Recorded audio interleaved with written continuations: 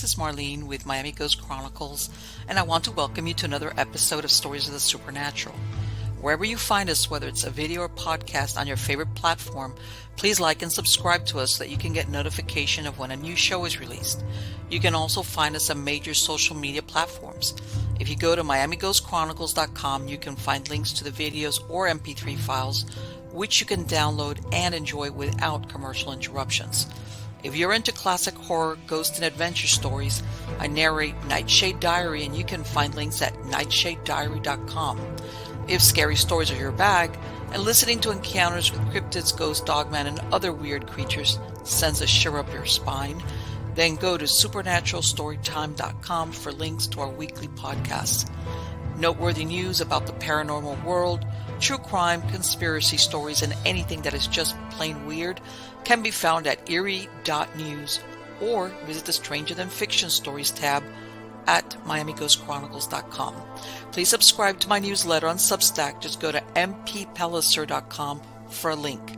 I want to thank you for being part of my audience, and I think you are all wonderful. Hi, everybody. How's everybody doing? Good, I hope. And believe it or not, I don't need my generator this week because, as you know, the last 2 weeks, one was because Hurricane Idalia was coming through here, but also last week, uh, for some reason, like that impeccable timing kind of deal, electricity went out and my generator saved the day. So third time's a charm. So no generator this time, which is good. Um, and so everything is fine. No hurricanes. Because, even though I grew up in South Florida and I'm used to it, and I moved up to North Florida to get away from the hurricanes, they chased me. They came in, above north of me, but it was like they came off the Gulf Coast, and it's like, hey, what is this? I moved to North Florida to get away from the hurricanes, and you still get them.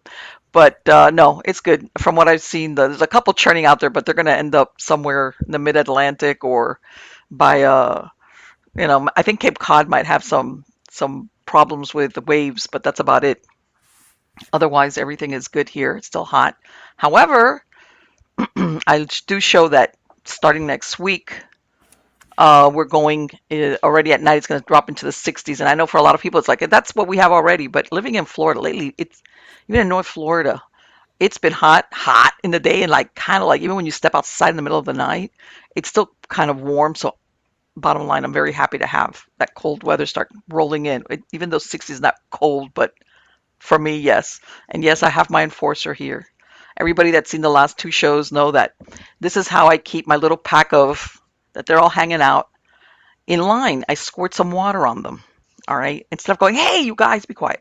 Because, of course, they're like children. They make noise, they run around, they bark, all the other things right when they shouldn't. Right now, they're all, believe it or not, all 8 of them are underneath here just hanging out with me.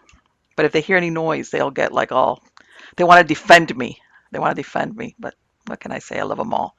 So, getting on to the good part. The good part is who the guest is this week on Stories of the Supernatural. This is the first time this lady's been here. Her name is Reverend Chickie Haute. She specializes in matters of happiness, health, abundance, love, timelines, intentions, motives, and defining outcomes for your life. As a coach, she will hold you accountable and help you create reasonable goals. She's an internationally known professional life, love, and well-being coach, business entrepreneur, spiritual mentor, and life healer. Reverend Chickie is trained and credentialed with more than 30 years of professional experience. She has helped more than 15,000 successful and capable people worldwide, including but not limited to actors, producers, vocal recording artists, musicians, doctors, lawyers, business executives, sportscasters, athletes, politicians, military, law enforcement, fellow metaphysicians, radio, TV personalities, and stage entertainers. Reverend Chickie is a duly ordained Reverend and Minister of Love's Church Online, Universal Life Church, and Church of Spiritual Humanism, for which she is non-denominational and respectful of all beliefs and religions. She's also known as Rock Psychic. Currently, Rock Psychic Diary Radio is on Be Inspired Radio, and she also ministers service on Love's Church Online, which can be tuned in on Be Inspired Radio. Help me welcome her. How are you doing today, Chickie? Just wonderful. Thank you so very much, Marlene, for having me on the show. On the contrary, it's my pleasure. Chickie, it's really surprising because, and not surprising, but I kind of understand it, that a lot of times people don't realize that all these successful people, like you said, actors, uh, rock stars, that they've got people behind the scenes that work with them all the Yes. time to basically keep them, I don't want to say in line, but believing in themselves. Everybody looks at their outside facade and sees this very confident, capable person, whatever it is that they might be doing.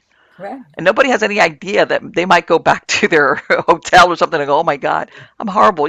All the things that everybody else feels or thinks. What's Yes. been your experience with that as far as, It's been absolutely phenomenal to be able to help all of these people. And it's one of those types of things where everybody needs to be able to get a hand up sometimes. And hmm as a professional practitioner, it has been a whirlwind. I have to say it's been a whirlwind because I get to meet people from all walks of life. And I have even had, it's funny because even I need help sometimes. sure. I sit with psychologists, I'll sit with a psychiatrist, a neuropsychologist, I'll work with a social worker, I'll work with a regular therapist or a counselor, even for myself, because everybody needs a little bit of support. hmm However, for me, because I'm so well rounded, sometimes I'll even sit with a fellow spiritual practitioner for that matter. Right. It depends on what I'm working on. So within my practice, people love me, and this is what they've been telling me, is because I bring a perfect blend of spirituality and psychology. And I explain how those components work and why they work. And of course, all the pieces of the puzzle start coming together, and they're like, you make a lot of sense. I had the pleasure at one point to be able to help one of the assistant producers for even Grey's Anatomy because I get into the whole mind body thing. hmm So they enjoyed working with me for quite a many of years, and I enjoyed working with them. However, it's definitely a wild ride when you go ahead and people let you into their lives and they let you know like where it is they're coming from, what they're struggling with, and they're just like you and I. Of course. Yeah, And definitely. then you know what? And I'm glad you pointed that out because for some, I don't know why, but for some reason people think spirituality is here and psychology is over here. Mm-hmm. And the two don't mix. Or, hey, this is strictly a psychological or let's go the science-based kind of approach. And they Yeah, think spirituality is like, no, that's separate. And I think human beings, a human condition is it's inevitable that these two things overlap yeah, definitely. because of, what we think is, translates to our heart, how we feel.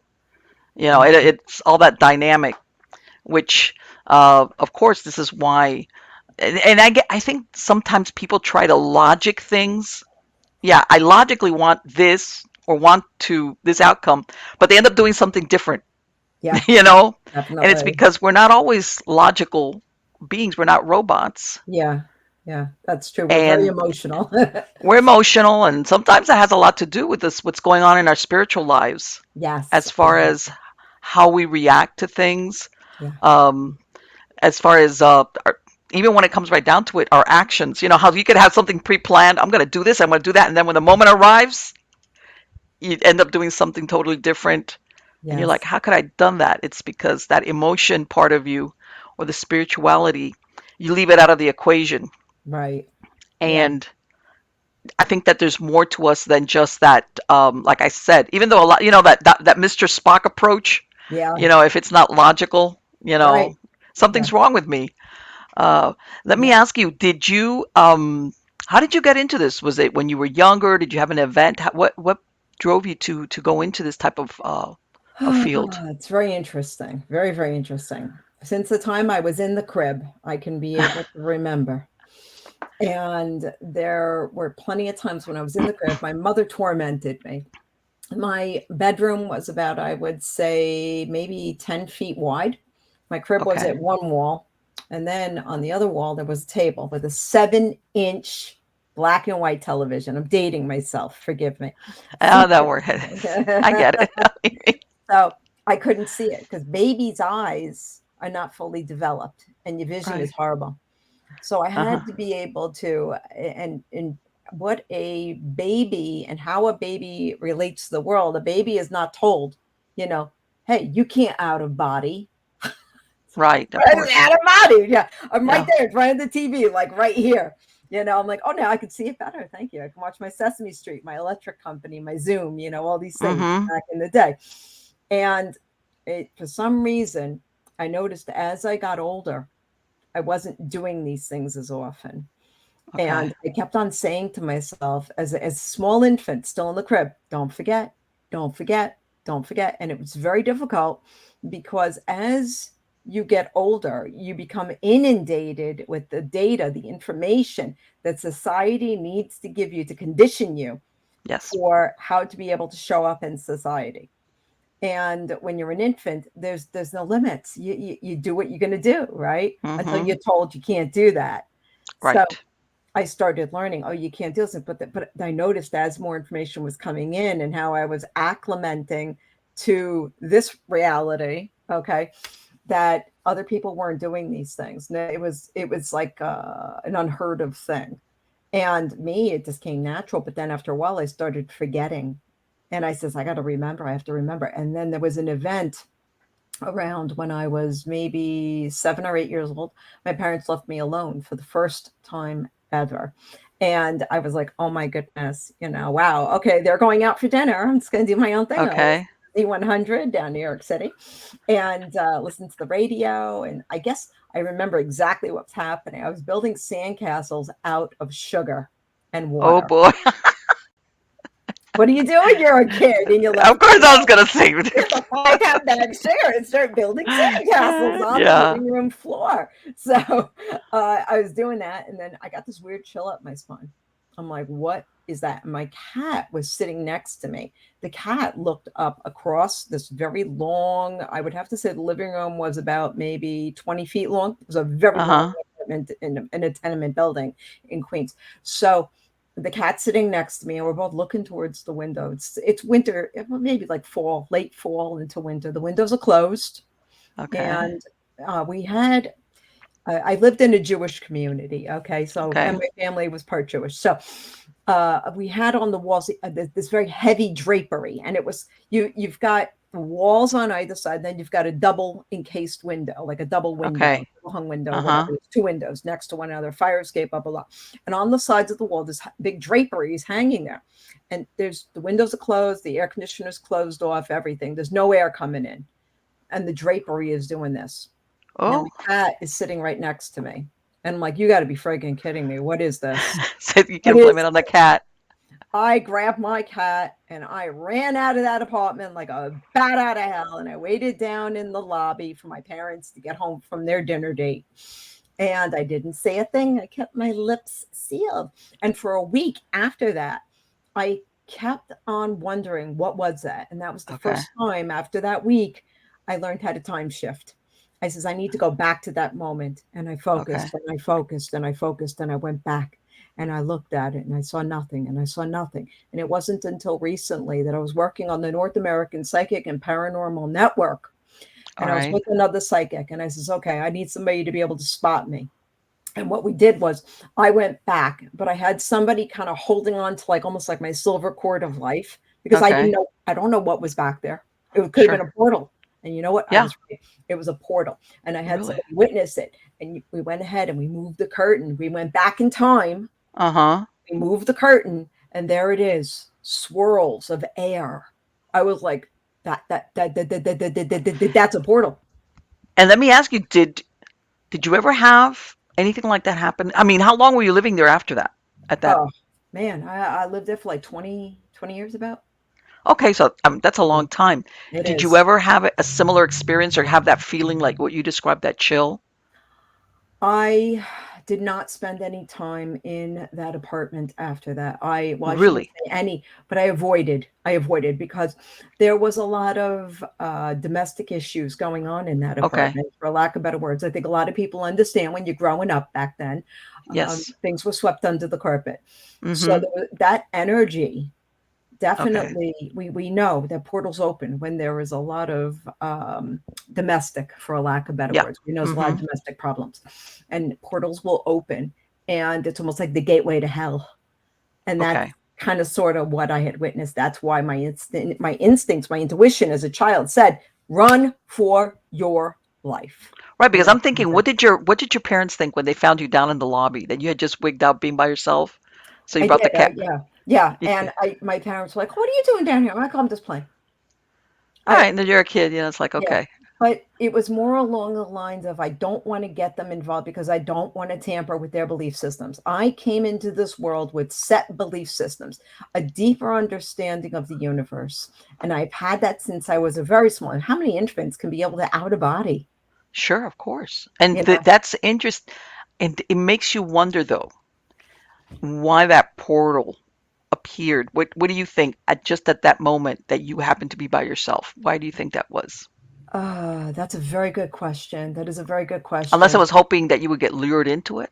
I don't know. Yes, lured into it because when I did Mm-hmm. uh, go back and look at this, Right. my girlfriend Janice on the North American Psychic, which is nappin.net, she went ahead and she said, "Let's go in." And I said, "Are you sure that you want to do this?" We both went in and we got Mm-hmm. very disoriented. And what it did was, you know how there's a theory, and the theory says we have like Earth 1, Earth 2, Earth 3, or 4, the multiverse. Right. This was a passage to another reality. And where we went, everything was distorted. Let me ask you, It do did you think not. that this is equivalent or this was a place equivalent to like what they call the middle plane? Uh, or was this like what you said, like a pass through between dimensions, which is pretty scary when you It think was about it it. was to another dimension, it was to another reality, and we had, like, a chain, like, you're pulling somebody up by a rope, so Yes. she came with me, and then somebody else got involved, another person got involved in the chat, and we were all together in the video, and everybody's holding to each other's, grounding us with the silver Right. cord of life and keeping us grounded, so that way we can be able to come back, but the things that we saw when we went through that portal, that was Uh-huh. that was yeah, yeah. That's not, Because that's not that's what camping. I've heard that No. sometimes when people go through portals, that you Yes. can encounter things which are like not even Yeah. I don't want to use that there's very you could come across very dark malevolent. It's like no man's land, like out, the old west, like what's out there. It could Yeah. be good, it could be bad, it could be in between. As far as either entities or presence, that you have to be really careful sometimes, they say, when you go into some, that's why some of these portals, for somebody that doesn't know what it is, even they say either in meditation or in dream time, Yeah. that sometimes going to these portals is not a good thing. And I've heard even of remote viewers having problems Yes. when Yes. they do the remote viewing of what they run into, what they encounter. Yeah. Have you ever seen any of the art by Pablo Picasso, the very abstract works? Yes, I have, and I don't get it. How's that? It's He was very, accessing another dimension because that yeah, is I've what heard of that. it looked like. It was abstract. Really? It was abstract. Things that were supposed to be right side up or upside down or sideways, or Mm-hmm. go into that whole Alice in Wonderland Yes. concept where things are Mm-hmm. really big or really small or odd Right. shaped, and you're odd. That's what it was. So these Right. people, like Carol, who did the whole Alice in Wonderland, and Mm-hmm. Picasso, these people are accessing these extra dimensional, I guess, states. Right. Like Dali, if you look at some of his works, which is like the Yes. elongated, like you said, Yes. like very like they're not conforming to gravity or what we know in this dimension. They're Right. there, we recognize them, but it's like that's not right.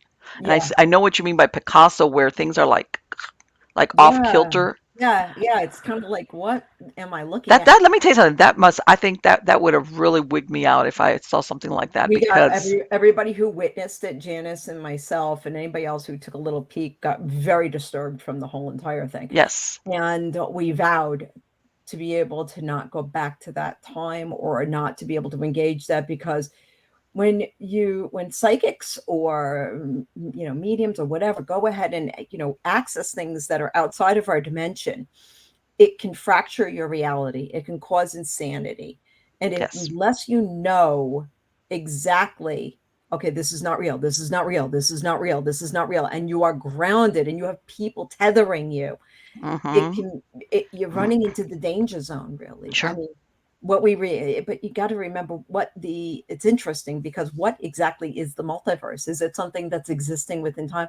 I figured it out that it's every single beings, even a plant, even an animal, anybody who has a perception that creates another universe, a way we understand the universe, and perceptions are all different. So Yes. you could go ahead and lock into something, but can it be transmitted? That's the big question. This is where we get into some quantum science. Sure. And this is even stuff they're working on with the particle colliders. They're opening these like mini black holes. It's kind of like, wow. Right, which is, what they're doing out in Switzerland, Yes, that's particle with those collider. particle collider, Sure. which they turned, I think it's going to be they stopped it, and I think it's they turned it back on a few months ago Oh, in CERN. And the concern here is that they don't know what, in other words, that they really not sure what oh, it they is are they're sure. doing. And They know what they're doing. Do you realize that we've got hundreds of particle colliders all over the world? but almost like they know, but they at the same time there's an X factor there that they could produce something that even they don't might not, what's the word I'm using, Can't control it or do with control, it. Yeah. or I think that we've got assistance. To be honest with you, I really believe that we've got assistance from other technologies, to word it nicely. okay. Other entities, if you will. And we have for quite a long time. Are you talking here extraterrestrials, or are we How we talking would understand it. intradimensionals?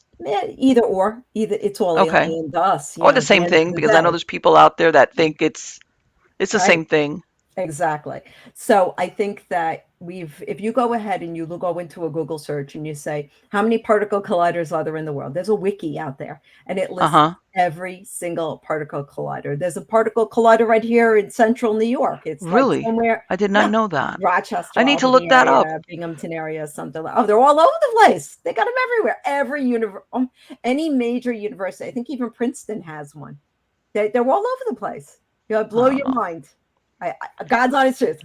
No, I've got to look that up, because here I'm thinking Yeah. CERN has got the big collider, and God, and I don't know, you've seen the video of what they did, the ceremonies that they did when they were getting it. I was like, this is really weird. I mean, come on, Yeah. it's anything but scientific, but it's very unusual, the Yeah. significance that they hang around Hmm. what they hope to do. In other words, you look at it as purely supposedly a very scientific or mathematical or whatever Sure. endeavor, but there's a lot of, how's the spirituality, for lack of a better word, that's thrown in the mix. I can tell you Um, more about that. go, please. Okay. So this goes back to the 1960s, even. We have been preparing for the ushering of a new era. Hmm. And we see this with the Great Reset, the World Economic Forum. We see this with all of these movers and shakers, if you will, like these Charles Yes. Schwab type of people that Hmm. are creating such great influence. And granted, our American media or even our international media, all of it's propaganda. The government will only share with you what the Oh, government wants yes. you to know. Okay.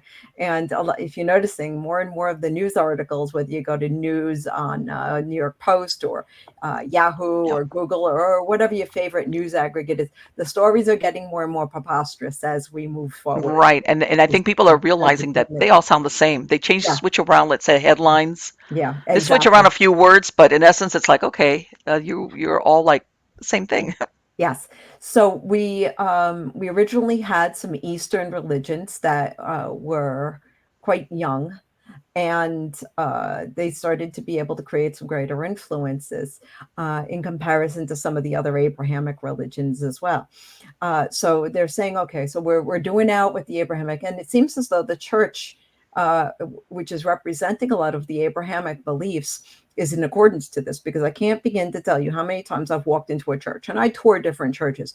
I'll go to a Hmm. Presbyterian church, I'll go to a Baptist church, I'll go to a Catholic church, I'll go to a Christian church, I'll show up in Lutheran churches, and I'm noticing a lot of them are all talking about meditation. Where did that all start from? So, Well, that's and then before, and I'm going to put this for anybody that's been alive a little bit longer. yeah, I don't know if you remember back in the 1960s, you especially saw it with rock stars. They yes, started traveling to India, and yes, and all yeah. this all of a sudden took off Yeah, out look of at the blue. Kashmir. Yeah, look at the song Kashmir by Led Zeppelin. I had the pleasure of Yes. meeting Robert Plant. It was just like, oh my God, this dude, he's got knowledge. Right, right. All of these, it was like everybody took a trip to India. The Beatles, everybody became, Yeah. some of them even were with some of these different religious, leaders. Like everybody wanted to be, the in thing was to incorporate that Eastern, Yes, and there's that's a when also reason. meditation took off and all that stuff. Yes, those were our in the 1960s. We had influencers, just like we do now. Okay. However, Hmm. those influencers came from mostly music and television and movies. And a lot of them got their information from the East. Now, a lot of this spirituality, if you will, that's being pulled in from the East is being labeled here in the Western world as quote unquote New Age, I remember regardless. the new, yes, Right. And it's still going. Spirituality is still considered New Age. However, right, this is all part of merging what we know as science right now and logic, which is the direction. You can't deny the science. Who said that? I'm not going to get into it. We're going to stay but right, you can't deny, because this is the direction where we're going, is where science and spirituality shake hands. Okay. Now, this is where our government is going. This is where structure and society is going. And the church is in agreement to this because they're bolstering it. sure, And now, if you remember, even during COVID-19, they shut down all the churches, yes, everything. And that was big. yes. Since when does the government have control over the churches? Nothing. And but they left liquor stores open. It was like, huh? It was very, I don't know, at least to me, it was very Mm-hmm. apparent that it was like, okay, if there's fear of contagion, you would think Yeah. everything would be You shut need down. So yeah, God. Yeah, you need God. You need Jesus. You need of course. something. Exactly. But then people were turning into meditation. They were turning to exercise. They were realizing my body is my temple, Hmm. whatever it took. But I will tell you right now that there's whole new age thing right now. And there's plenty of authors who have documented this as well, that said we have information about this. And it goes as far back as even Eisenhower, they were planning all of this. So now we've got this whole spirituality aligning with science, and science is government. You must believe in the science, Right, because the new age movement, the spirituality, is not about the supernatural. It is all about making logic, about psychology, mind body connection. And even now, a lot hmm, of people are suffering because they're going to the doctors and they're not getting any answers. And they're right, blaming it on socialist medical systems. That's not what it is. That's not what it's survival of the fittest, really, because you need to figure out your mind body thing. And all these people that are sick with all of these things, they have no idea. They're like, doctor, I can't get rid of my sinus allergies, and they go, try right, this pill, try that pill, do this, and nothing works. What's the root of the issue? Granted, I know the root of the issue because that's my profession. right. you know, Exactly. exactly. But But most people are taught to think, I want to say that people usually turn away from Western medicine at the last ditch, the when they're at the end of that, they've exhausted all the other things. And the reason why I say this is I was a hypnotherapist for many years, and I would get a lot of people walk in there like, of course, I have different preconceived ideas about what hypnosis did, but it was because they had tried a bunch of other stuff, right, and it was like, hey, I'm willing to try this, right, but of course, because they had and don't get me wrong, I understand why. sure, You should go to a doctor if you have certain symptoms. I understand that. But uh, yeah, I ran across a lot of them that, guess what? They didn't get a concrete answer or solution for whatever was bothering them. Like you said, it could be a body mind symptom. It could be trauma expressed in the body. yes, Sheesh. It could be, your subconscious. It's something that you don't recognize or remember, but subconsciously you do. It's you got stored it in your right. subconscious mind and Mhm. it's expressed, and especially if you have it very submerged, it will express itself, especially in through your body, different Yes, ways. You definitely. know, Yeah, it's perfect the more example. traumatic usually, the more if you don't, how's this? How deal with it? How, which sometimes, many times, is painful. That's why people like put it on the back burner and then try to forget, or actually sometimes forget, but Mm-hmm. it's there from Exactly. Look the at what's her name? The late Olivia Newton-John. How many decades did she live with breast cancer? She yes, got it. She beat it. She got it. She beat it. yes, And her go-to was spirituality, yes, mind, yes. body. That was it. But then you know what? I've never gone into her what her personal history was, if she did have any trauma earlier in her Mm, life. right. Okay, I've never gone that, but every time I heard about that, it was like there's something here she's beat, but there's something still left that's been like maybe Yeah. unresolved, or and I could go into one of my theories as far as what I found out with that, because I did used to do alternative hypnosis. It Oh wasn't yeah. just not just the stop smoking or weight loss, the stuff. I Right. I did a lot of other stuff that, like I said, people would come to me like or they thought it was a magic pill, Right. when Oh yeah, maybe they definitely. needed something more intensive because Yeah. their trauma was, or mental illness. Okay. Oh, right. Yeah, You know what I'm definitely. saying? That's Yes, I like, totally do. Yeah. you I get know, into there's a wonderful author. His name is Dr. Edgar Burnett, and okay. he wrote the manual for rapid reintegration, which is a form Mhm. of hypnosis. And I've gone ahead and I studied it extensively, and I developed a type of guided meditation type of Right. hypnosis, but also people teaching people how to be able to do self-hypnosis as well, to Yes. be able to confront their ego and how to be able, because it's That's all a ego. tough Yeah, one. That's yeah, a tough one. yeah, ego state therapy. So I do a lot of that myself. Anytime I'm not feeling good or something comes up or anything like that, or I have a close Yes. friend or a family member, I can just look at somebody and bang, automatically I know exactly what's going on. But yes, and I'm so glad you brought that up as far as when you were explaining that, and I want you to keep going with what we were talking about Yes, as what's been the prep for what's coming, what's being played out now. In other yes, words, everybody thinks this all started in 2019 or 2020, when in reality it goes back much further. And I yes, think only somebody that's been alive X amount of times, right. myself included, recognizes it, because we've been around to see the stages of it being played out. Well, there's a playbook. Obviously, there's a playbook. Okay. Is Okay. there any coincidence that in 1917, I believe it was, we had the Spanish flu? Yes. 19, and then nearly 100 years later. Now, I wanted you to know that I got sick with the COVID, even though Mm-hmm. there was no diagnosis for it, but I was sick with it back in 2019, I believe it was, maybe even before that. No, I think it was Right. before, it's 2018. Nobody talked about it. Nobody said, oh, whatever. All I know is that I was sick as a dog. I couldn't breathe. I should have been on a respirator. Nobody did anything. Right. They said, maybe you have a little bit of pneumonia. You have something. Right. And you know what? I couldn't get the doctors to be able to help me to figure out what the hell it was. Obviously, it was they would say, it's viral bronchitis, but I couldn't breathe. Right. Like this, how I'm talking to you right now. When I was doing the Rock Psychic, it's why I had taken a very long hiatus from the Rock Psychic show, and I couldn't talk the way I talk now. I would get winded. I would, yeah. So what I had to do is I had to take matters into my own hands, and I had to go take Mm-hmm. vocal lessons. I had to learn Really. how to sing in the process, but how to be able to open up those lungs and to be able to do the exercises and rebuild all of the chest muscles because everything had atrophied while I was so ill. I had a cough that would frighten a child. I can't begin to tell you. It was very, very, very, very bad. And and then sure enough, a year and a half later, but there's a playbook to all of this. And what we've been watching is it any surprise? Back then we had prohibition as well. Yes, Okay. exactly. The And Volstead now, Act. and now they're working on being able to legalize marijuana, right? There's Well, all kinds of correlations going. it's well, and see, this is the thing. The When you look at the Volstead Act, it was around for like 13 years before they, cut it out.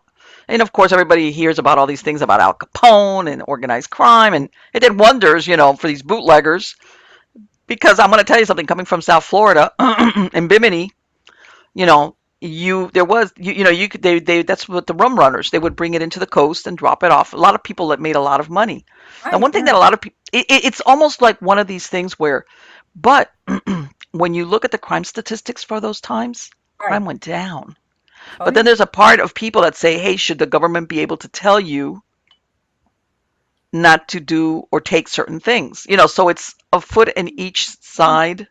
Right. And then now with this thing with marijuana, we fall into the same thing where should the government be allowed to dictate to you? But then you see that the THC does bind to the receptors in your brain, and not all for all people before somebody has a fit, but it Yeah. is sometimes a gateway drug for other things. Depends on what's going on with the biochemistry. It's a great doctor who's been Exactly. studying a lot of like the mental illnesses, all different places of the brain Yes. and addiction. His name is Dr. Daniel Amen, Amen. Okay. Phenomenal, phenomenal Right. doctor. And this So is it's like one of those things that it's like, I could see this not harming a certain person, and then other people, it's like, man, this is going to be bad because for whatever reason, the genetics, trauma, whatever oh it yeah, is, they, untreated. they, they latch onto it as a distraction. Right. But it's like, okay, but how can you differentiate? And Yeah. I don't know if you've heard that out in California, a lot of these dispensaries are having problems because they were being taxed and so many fees were being applied to them by the state that they're having a hard time staying open. So they're not paying their distributors, up the food chain. And of course, they're having to charge more.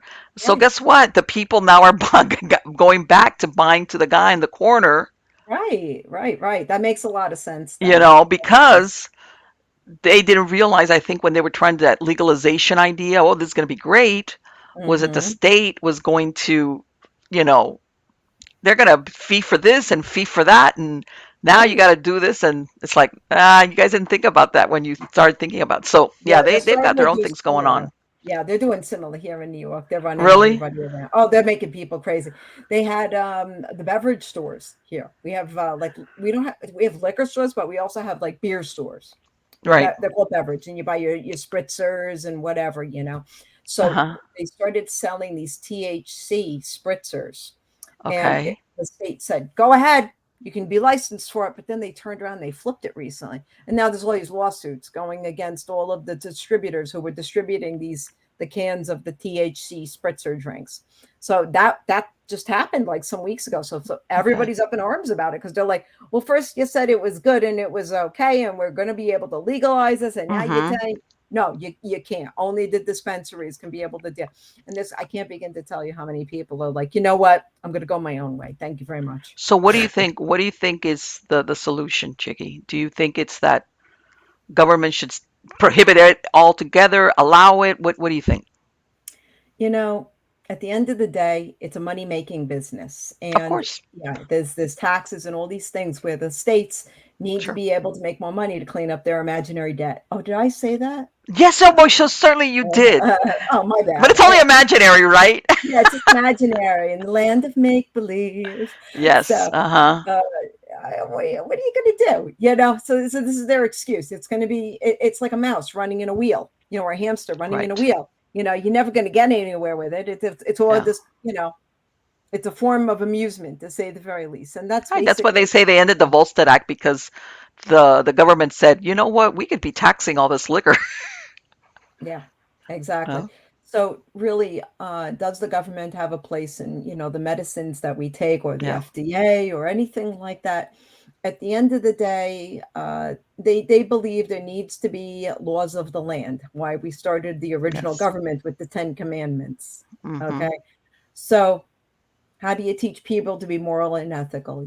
Of course, Right. eventually they're going to figure out, who's abusing, and Sure. eventually they'll go ahead and they'll crack down like they did with the alcohol. And they're going to say, Mm-hmm. all right, now you need to be able to go back. Originally here in New York, they said you had to go to a medical doctor to be able to get a card.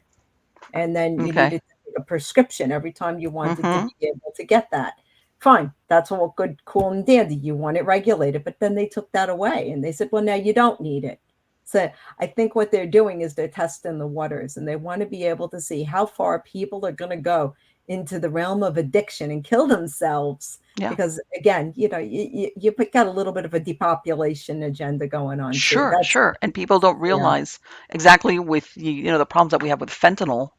Oh yeah. Um, I'm not going to say there were circumstances, but about a couple of months ago, I was in a meeting where there was several judges Right. in attendance, and one of them pointed out that they've seen a drop in meth cases because fentanyl has taken over so much that nobody's doing meth as much as me anymore because of the fentanyl. Yeah, it's scary. It's scary. Yeah. Okay. And I heard that, I was like, holy crap, Oh you my. know? And that puts it in perspective, going Yeah. back to what you just said about the Mm-hmm. population, that you would think, man, doesn't anybody care? I mean, this is, this is like, this is wiping out sometimes parents, both parents, or Right.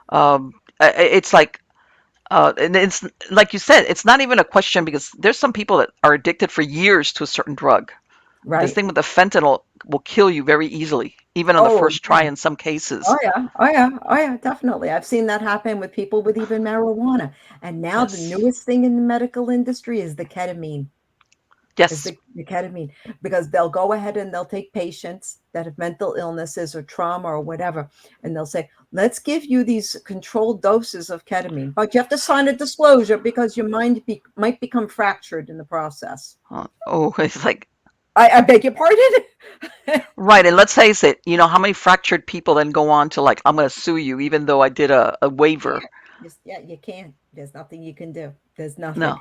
And there's all these lawsuits going on right now with regards to people who bought the THC spritzers, and now they're cracking down on it. It's the same thing. Remember, all the people were doing the vapes? They thought it was Yes. cool. And then they all got banned. Right. But And now then, well, somehow, and see, this is the thing I heard, because you would see people, and then you heard about some people having really bad effects from the vaping, right. and Oh, it's yeah. and it's like, okay, all right, for those people that thought I don't have to give up smoking, I'll just vape instead. It's like, come on, Well, you're still that's what putting they're something in your doing. lungs. I know what they're doing now is that all the dispensaries now, they're pushing the vapes, Of course, the of THC course. vapes. I says, what are you doing? You're going to crystallize people's lungs. So what are you doing? Mm-hmm.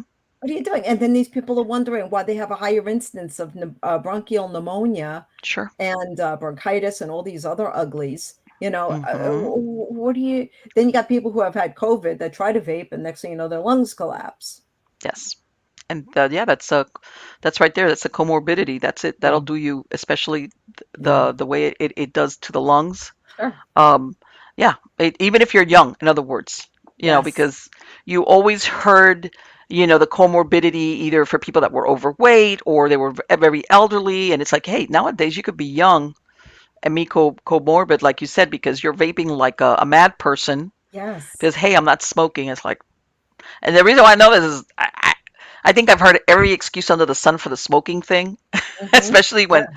I used to work with people that were like smokers of 2, 3 packs a day, Oh you God. know, Oh, and it was like, and believe it or not, people identified this is their identity.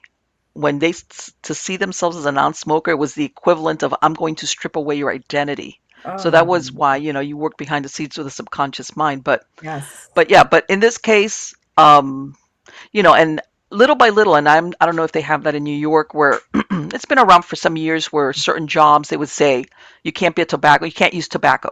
In other words, Wow. here in Florida, they had especially a lot of county and state jobs. Yeah. They would say you can't be a tobacco user to apply. Really? Yep. Wow. I mean, I know there's been Yes. a severe drop in tobacco use because they raised the Yes, price but of the let me tell you something. combo. That's been around maybe for about 15 years. Okay. Wow. Yes. In other words, the more plum jobs, Yeah. they would kind of put that caveat, we're gonna, no criminal background, no this, no that, and by the way, you cannot use tobacco products. And Well, I was like, tobacco is a drug.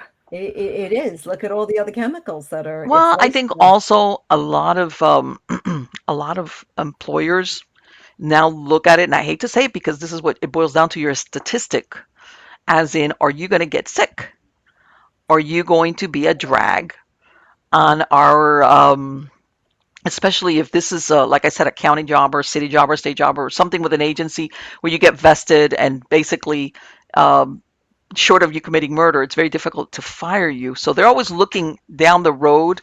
Are you Yes. going to develop health problems Right. because Yeah, that's true. now you're young and you're smoking, but maybe 15 years from now, Right. you could develop all, which by the way, I think is a problem as well. I'm not saying okay. I mean, I Yeah. think you should not smoke because it's bad for your health, but Of course, yes.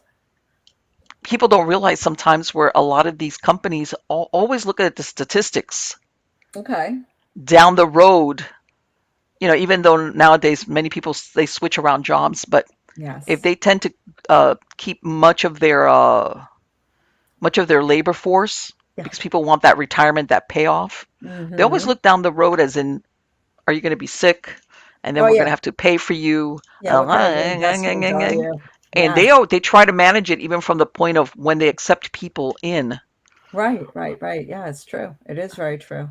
Yeah. And then, we get into, of course, all the HIPAA disclosures and how much, and, because I don't know about nowadays, they have the teledoc and how much of our medical history is really open to prying eyes. How's that? Oh yeah.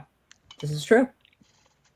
And that's why it's good to go to somebody like you, which is you're not tied into the big pharma or medical establishment. And that's another thing. Mhm. I don't know in New York, but over here, all the hospitals are being bought out by these hospital systems. Yes. It's You happening know, here. It is. It's been happening. Yes. and even the individual doctors' offices, before these doctors would have their own individual offices, and maybe they had one or two partners, but it was Right. a self-sufficient office, doctor's office. Yes. They themselves are being bought out.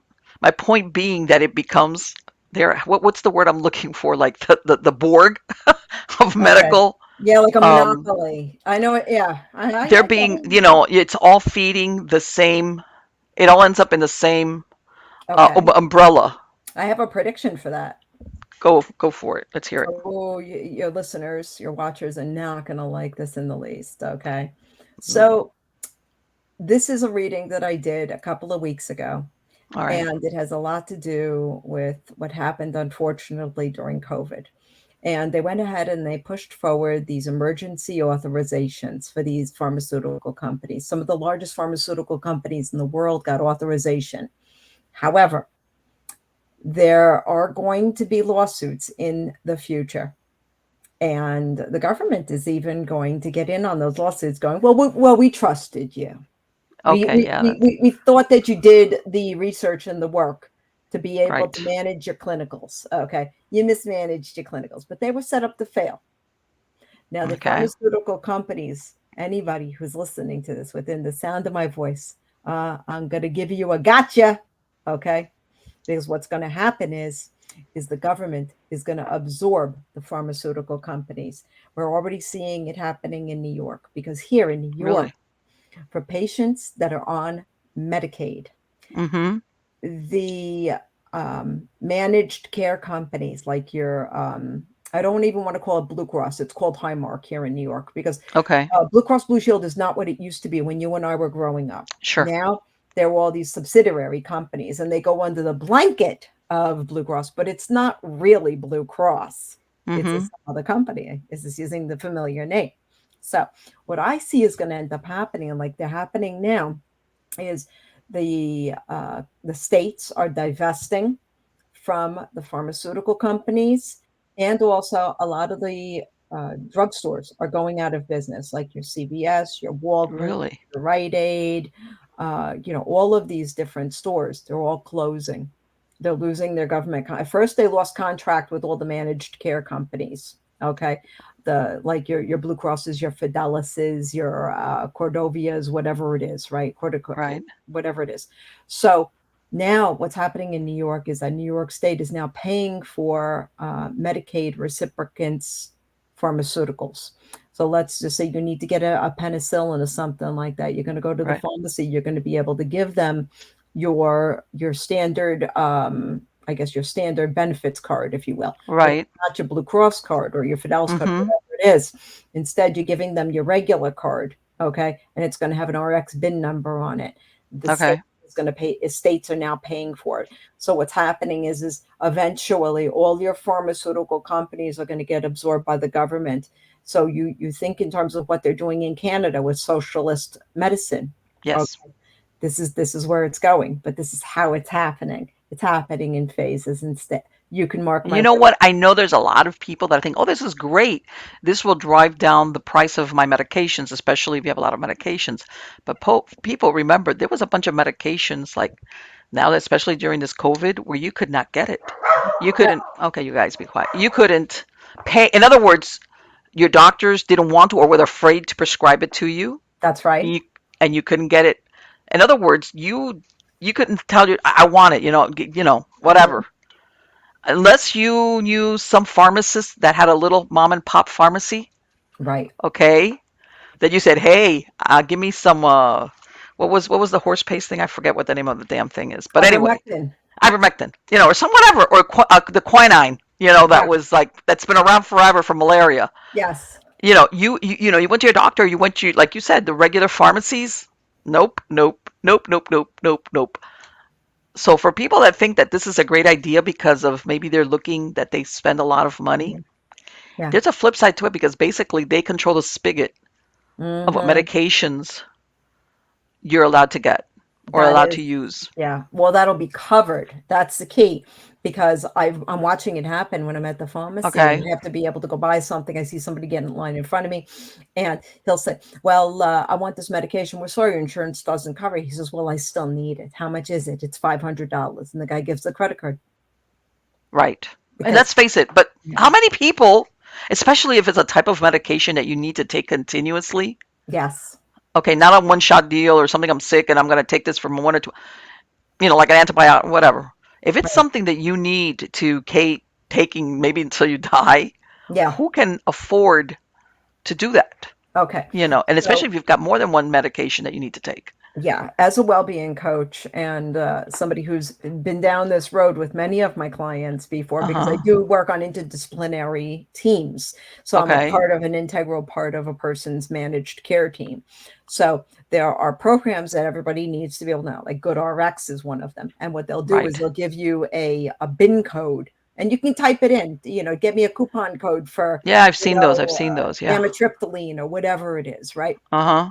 And there's 100 of them, and you just look for your pharmacy and then say, all right, how much, what's the negotiated price between XYZ coupon code company and Mm-hmm. this particular pharmacy? And sometimes you'll see it's for $30, sometimes you'll see it for $15, but it's better than paying 500.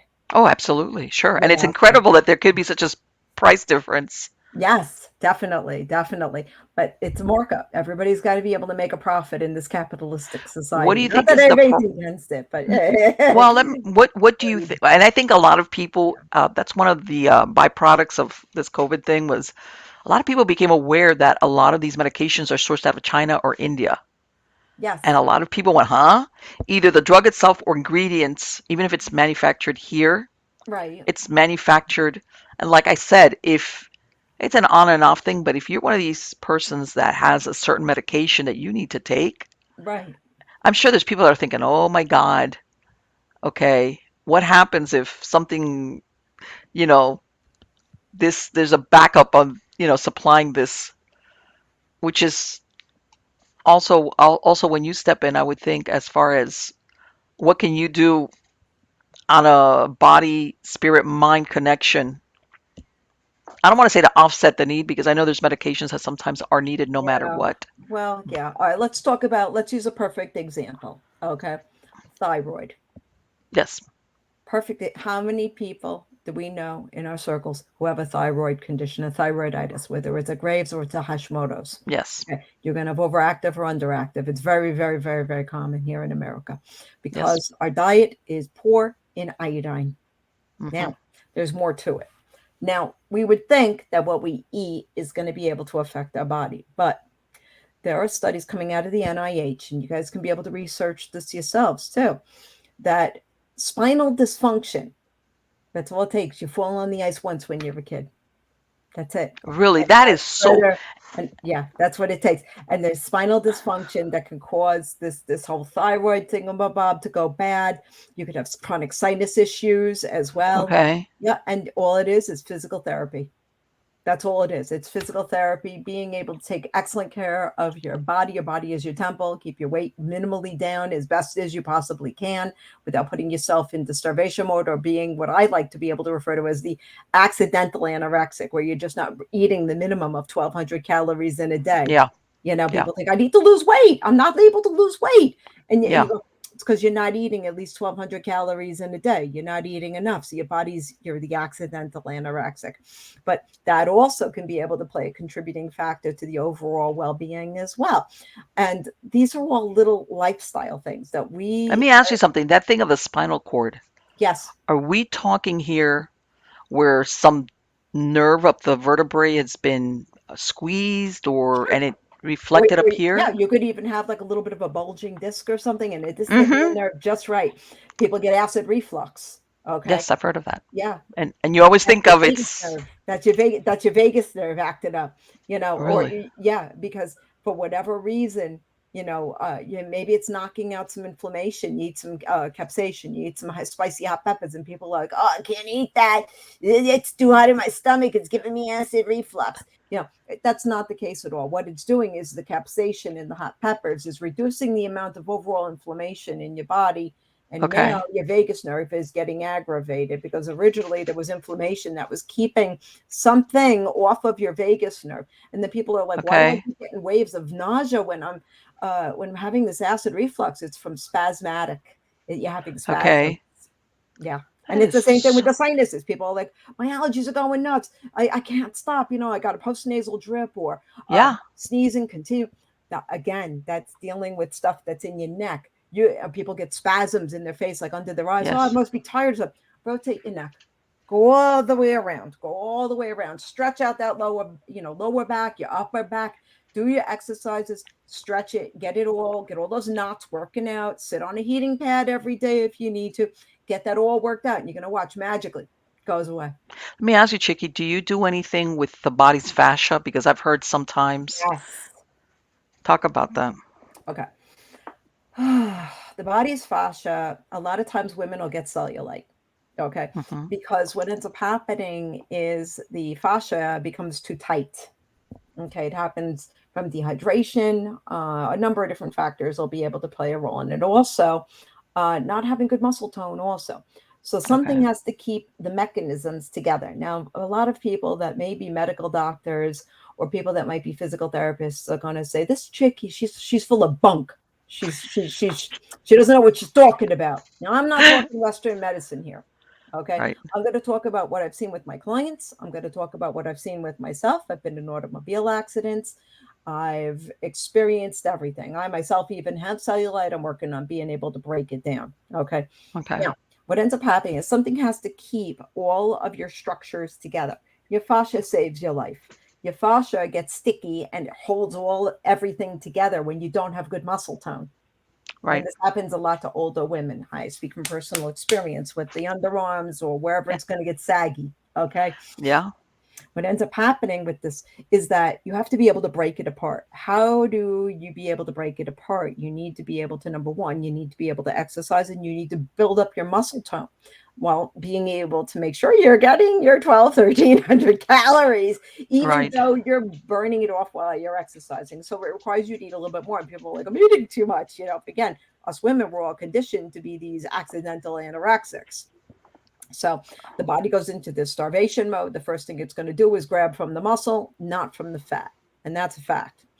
Hmm. So, how to be able to break apart the fascia so that way you can start being able to get deeper into the muscle and the mechanisms. I have to forewarn Right. you. If you could do things like ultrasound therapy, you can get, and I've done experiments with it. Ultrasound therapy will break apart fatty deposits. Some people get lipomas, like little bumps under the skin of fatty deposits, right? Hmm. Whatever it may be. And you can go ahead, you can break apart your fascia, but I'm going to warn you right now. If you break apart your sticky fascia, where all of you people go for cool sculpting as well, this is really, Yes. really bad because what ends up happening is suddenly you start getting all these back issues, you start getting neck issues, because your structure, your fascia was holding everything together, even though you have poor muscle tone, Hmm. and then everything goes to hell. And then you got to start all, and then you realize, oh, I got to go for physical therapy. I got to start working out. I got to push past the pain. What is going on? I'm doing all these anti-inflammatories. I can't get out of pain. It's because there's not enough muscle to be able to hold the structure together. And again, as us accidental anorexics, and also poor diet, you got to watch out also, because there's a lot of things that contribute to it hormonally as well, Sure. especially with women. Men also, okay. Hmm. All of this with the soy. They've been on a soy kick for decades. Oh my God, yes. I Poison. remember, and it was like soy is the best thing since sliced No, bread. Yeah, I know, no, I know. Now it's no. everybody's coming Oh, around, but yeah, no, no, because it sends your hormones out of balance. It takes you away yes, from your natural being. And they say, oh, yeah, yeah, yeah, it's great. It's great. No, it's not great. It's poison. It's right. toxic. And you hear a lot of Let these me tell you something. women. That's why I think a lot myself personally. Yeah, Now I'm very cautious when they say, "Oh, this whatever it is XYZ is yeah, really good for you." It's like, yeah, wait a minute. I've heard yeah, this. I've heard this before. yeah. That's usually how they bring it in. This alternative. Like let's say soy. Cow Oh, milk is bad. Drink some soy and it's going to do this for you, or no, soy this, soy that, soy, soy, soy, soy. no. And then later on, 10 years later, well, studies have found, and it's like, oh, yeah, Yeah, yeah, so yeah. what, It's crazy stuff. You ever it's, bite into a soybean or an edamame, it's like, oh my God, no. I tried that a couple of times. I was like, oh, this is not working. Nope, hard nope, nope. pass. No. What do you, and I know that sometimes people talk a lot about fasting, all right? Oh, But you got to be really no. careful with the fasting because, Yeah, you could, again, the accidental anorexic, it happens to men and women. And hmm again, if your body is starving, okay, the first place, it is always going to pull from, and people don't want to listen to logic, okay? This has been something that's been going on for years, okay?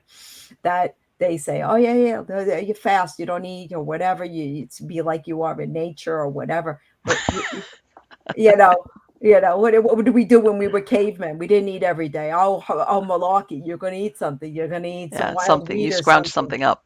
Yeah, you scrounge something up. You're hungry. Hmm So now you've got all of this, research, if you will, if you want to call it even that, being able to tell us, oh, fasting is really good. It does wonderful things for the body. But the thing is they're not getting their 1,200 calories, their 1,300 Right, calories. They're not doing it.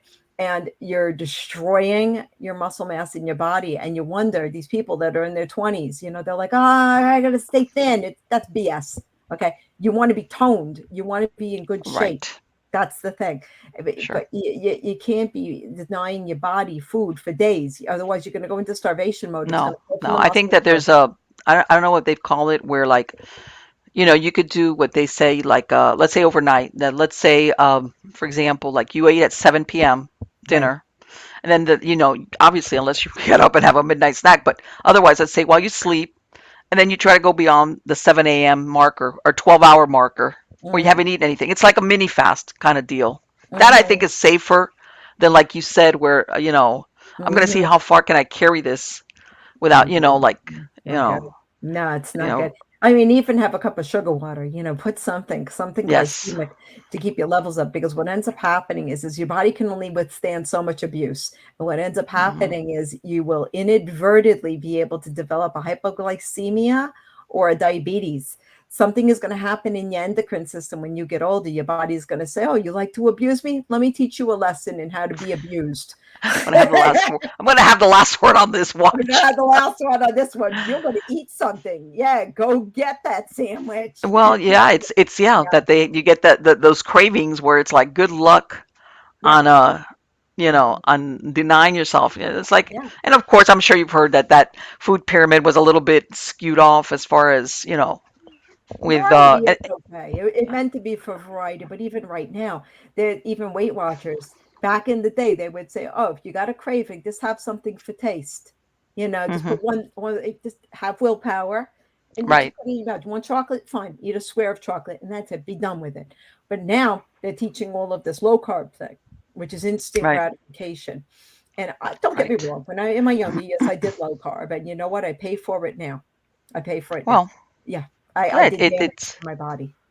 well, this is why I think, and I was, they do all these studies on all these different types of diets, fads, whether it's high carb, low carb, high protein, whatever.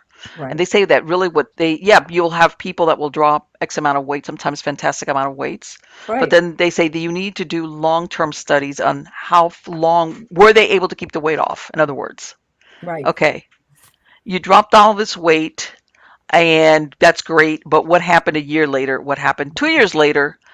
What happened 3 years later? Hmm. Were you able to keep it off, or the whatever eating habits that you started, were you able to maintain it, or did you finally go, I can't take this anymore? Yeah. And I remember one time when I was at work, this is when, the Atkins diet came out, Oh, yeah. Yeah. which was, very low at the beginning. It was like no carbs, almost, Right. whatever. And Remember? and I saw a bunch of people, a couple of people that dropped weight, but this was around the time where you would work years for the same people, and Yeah. inevitably it Yeah. crept back. Oh, of course, you got to change the behavior. You got to change and your attitude towards food. Yes. A lot of times we're like, oh, this is all over. Maybe I'll just have a little bit for taste, and next thing you know, you're eating a whole plate of pasta, and Yeah. that's your only thing. But the key is to be, and pasta is a processed food. I know a lot of people don't like it, but now there's a thing that says eat clean, and it's right Right. because the caveman, right? What would the caveman? He Right. ate The fruit and paleo vegetables. diet kind of thing. Yeah, yeah, exactly. You can eat your meat and your vegetables. I guarantee you, you get your 1,200 calories, 1,300 calories, and you go ahead and you have your meat and your vegetables, you eat some fruit, your variety or whatever, and don't eat processed food. If a machine contributed to being able Right. to make the food, don't touch it. Don't touch And it it's at and all. it's and it, unfortunately that's the stuff that sometimes tastes really good. That's the Yeah. It's unfortunate. It is. It tastes really good because it has a high sugar content and sugar's highly addictive. We were talking about addiction earlier, and there's a lot of people out there. I yeah. want to mention also that they're like, well, how can I afford, even buying a salad costs $10. It's so funny. Yeah. I'm a reverend, okay, and I took a vow of poverty. So Okay. I, at this time, I'm not even, I'm not doing a lot of work right now post COVID. Unfortunately, a lot of my clients had passed away during COVID. Really. Yeah, I Okay. lost a very large amount of my client base, and may their souls rest in peace. So I am now doing a lot of community work. Okay. I'll do my spiritual retreats. I'll do psychic readings here and there. I run napping when I can, but the thing is also is that a lot of people cannot afford to be able to buy salad things, buy fruits Sure. and fresh vegetables and all of Yes. that. And a lot of people are having a very hard time being able to get by. So I would encourage them to be able to visit their local food pantry. And if you Mhm. think that you're earning too much money, that's okay. You're allowed to earn money. But if you're having a hard time getting and affording the things that you need in order to be able to attain optimal health, then you are allowed to go to the food pantry. A lot of them will do an income verification and they'll say, oh, you need a little bit. Okay, you can come once a month, you Sure. know, and that's fine. They'll give you what you need. And it's so funny because even I myself, I go to the food pantry. And when I go to the food pantry, the supermarket, the finest supermarket in the area, gives to the food pantry. Yes. And they give you about maybe this big a plate, and it's filled with salad, with a chicken salad or a chef Mhm. salad or something. They have the nerve to charge $10 for that salad. That's I audacity. believe it. I believe it. I Horrible. believe it. Yeah. And I'm thinking to myself, I'm getting it for free because obviously, I've taken a Well, vow. no, the people don't understand that a lot of the contributions Right. to these food pantries, they come from restaurants, stuff that sometimes they're not going to use. You're not, Right. they have X amount of space, Oh, yeah. Oh, yeah. and sometimes you got. And one time, this was a couple of years ago, I had a lot of people working on my property, and they needed it, and I would go. There was it was a combination of the church and they would give out, and it was varied. You never knew it was, and I would load up and I would bring stuff over here to the people where I worked with that were here that, hey, you Steve, and it was sometimes it was great stuff, and other times it was like, hey, Oh, of course. sorry, you Right. know. But Yeah. most of the time, and some of the stuff it was like, okay, now I know why this didn't sell in there, in the Hmm. supermarket. Um, but I know that some people feel bad, but it's like, you know what? Fortunately, we live in a country where there is a lot of food. There It's is. just getting it into the hands of the people. I mean, Right. versus these restaurants or these stores throwing them out in the Yeah. And garbage. yeah. And there's greed. There's a lot of greed. How Oh could yeah, you of charge course there $10 is. for a salad? It's preposterous. Oh You no, know? I know that. I know. I mean, you can go in any little like salad tub. Before you used to Yeah. go for a couple of bucks. Now Hmm. it's, and I know exactly what you mean. Yeah, I it's have a phenomenal. farmer's market around the corner from me because I live in Oh an yeah. agricultural rural area, Yes. and I go buy from them. And yeah, there's stuff, if you don't eat it, it spoils because it doesn't have Yes. all of Yes. these other chemicals and stuff that you get from Right. when you buy it. Yeah. So in other words, you got to go there either on a daily basis or every other day and get it Right. fresh, but it's worth Hmm. it. Plus, Oh the yeah. price is a lot lower. Right. Hey, Yes, you guys. definitely. I think that also, I don't know if they're doing it in all the states, but you can inquire about it for all of your watchers and listeners. A lot of these states are now offering a double up. So if you come in with food stamps or you're on some kind of WIC program or something like that, you can go to your food pantries, not the food pantries, the farmers market, excuse me. And you can be able to say, oh, I take $20 off of my card, and they'll give you $40 in farmers market coins, tokens, because you That would be pay for great. everything in farmers market coins, tokens, or That whatever. would be, that's a And they fantastic double idea. up. They're doing that here in New York State, and God bless them for that, because that it makes it Of all well course. worth it. You go home, Sure. and your car's full. Your car is full for $20, and it Right. In turns other out, words, yeah, you have to cook it. Maybe it's not microwavable, but who cares, right? You have oh to actually yeah, cook the food.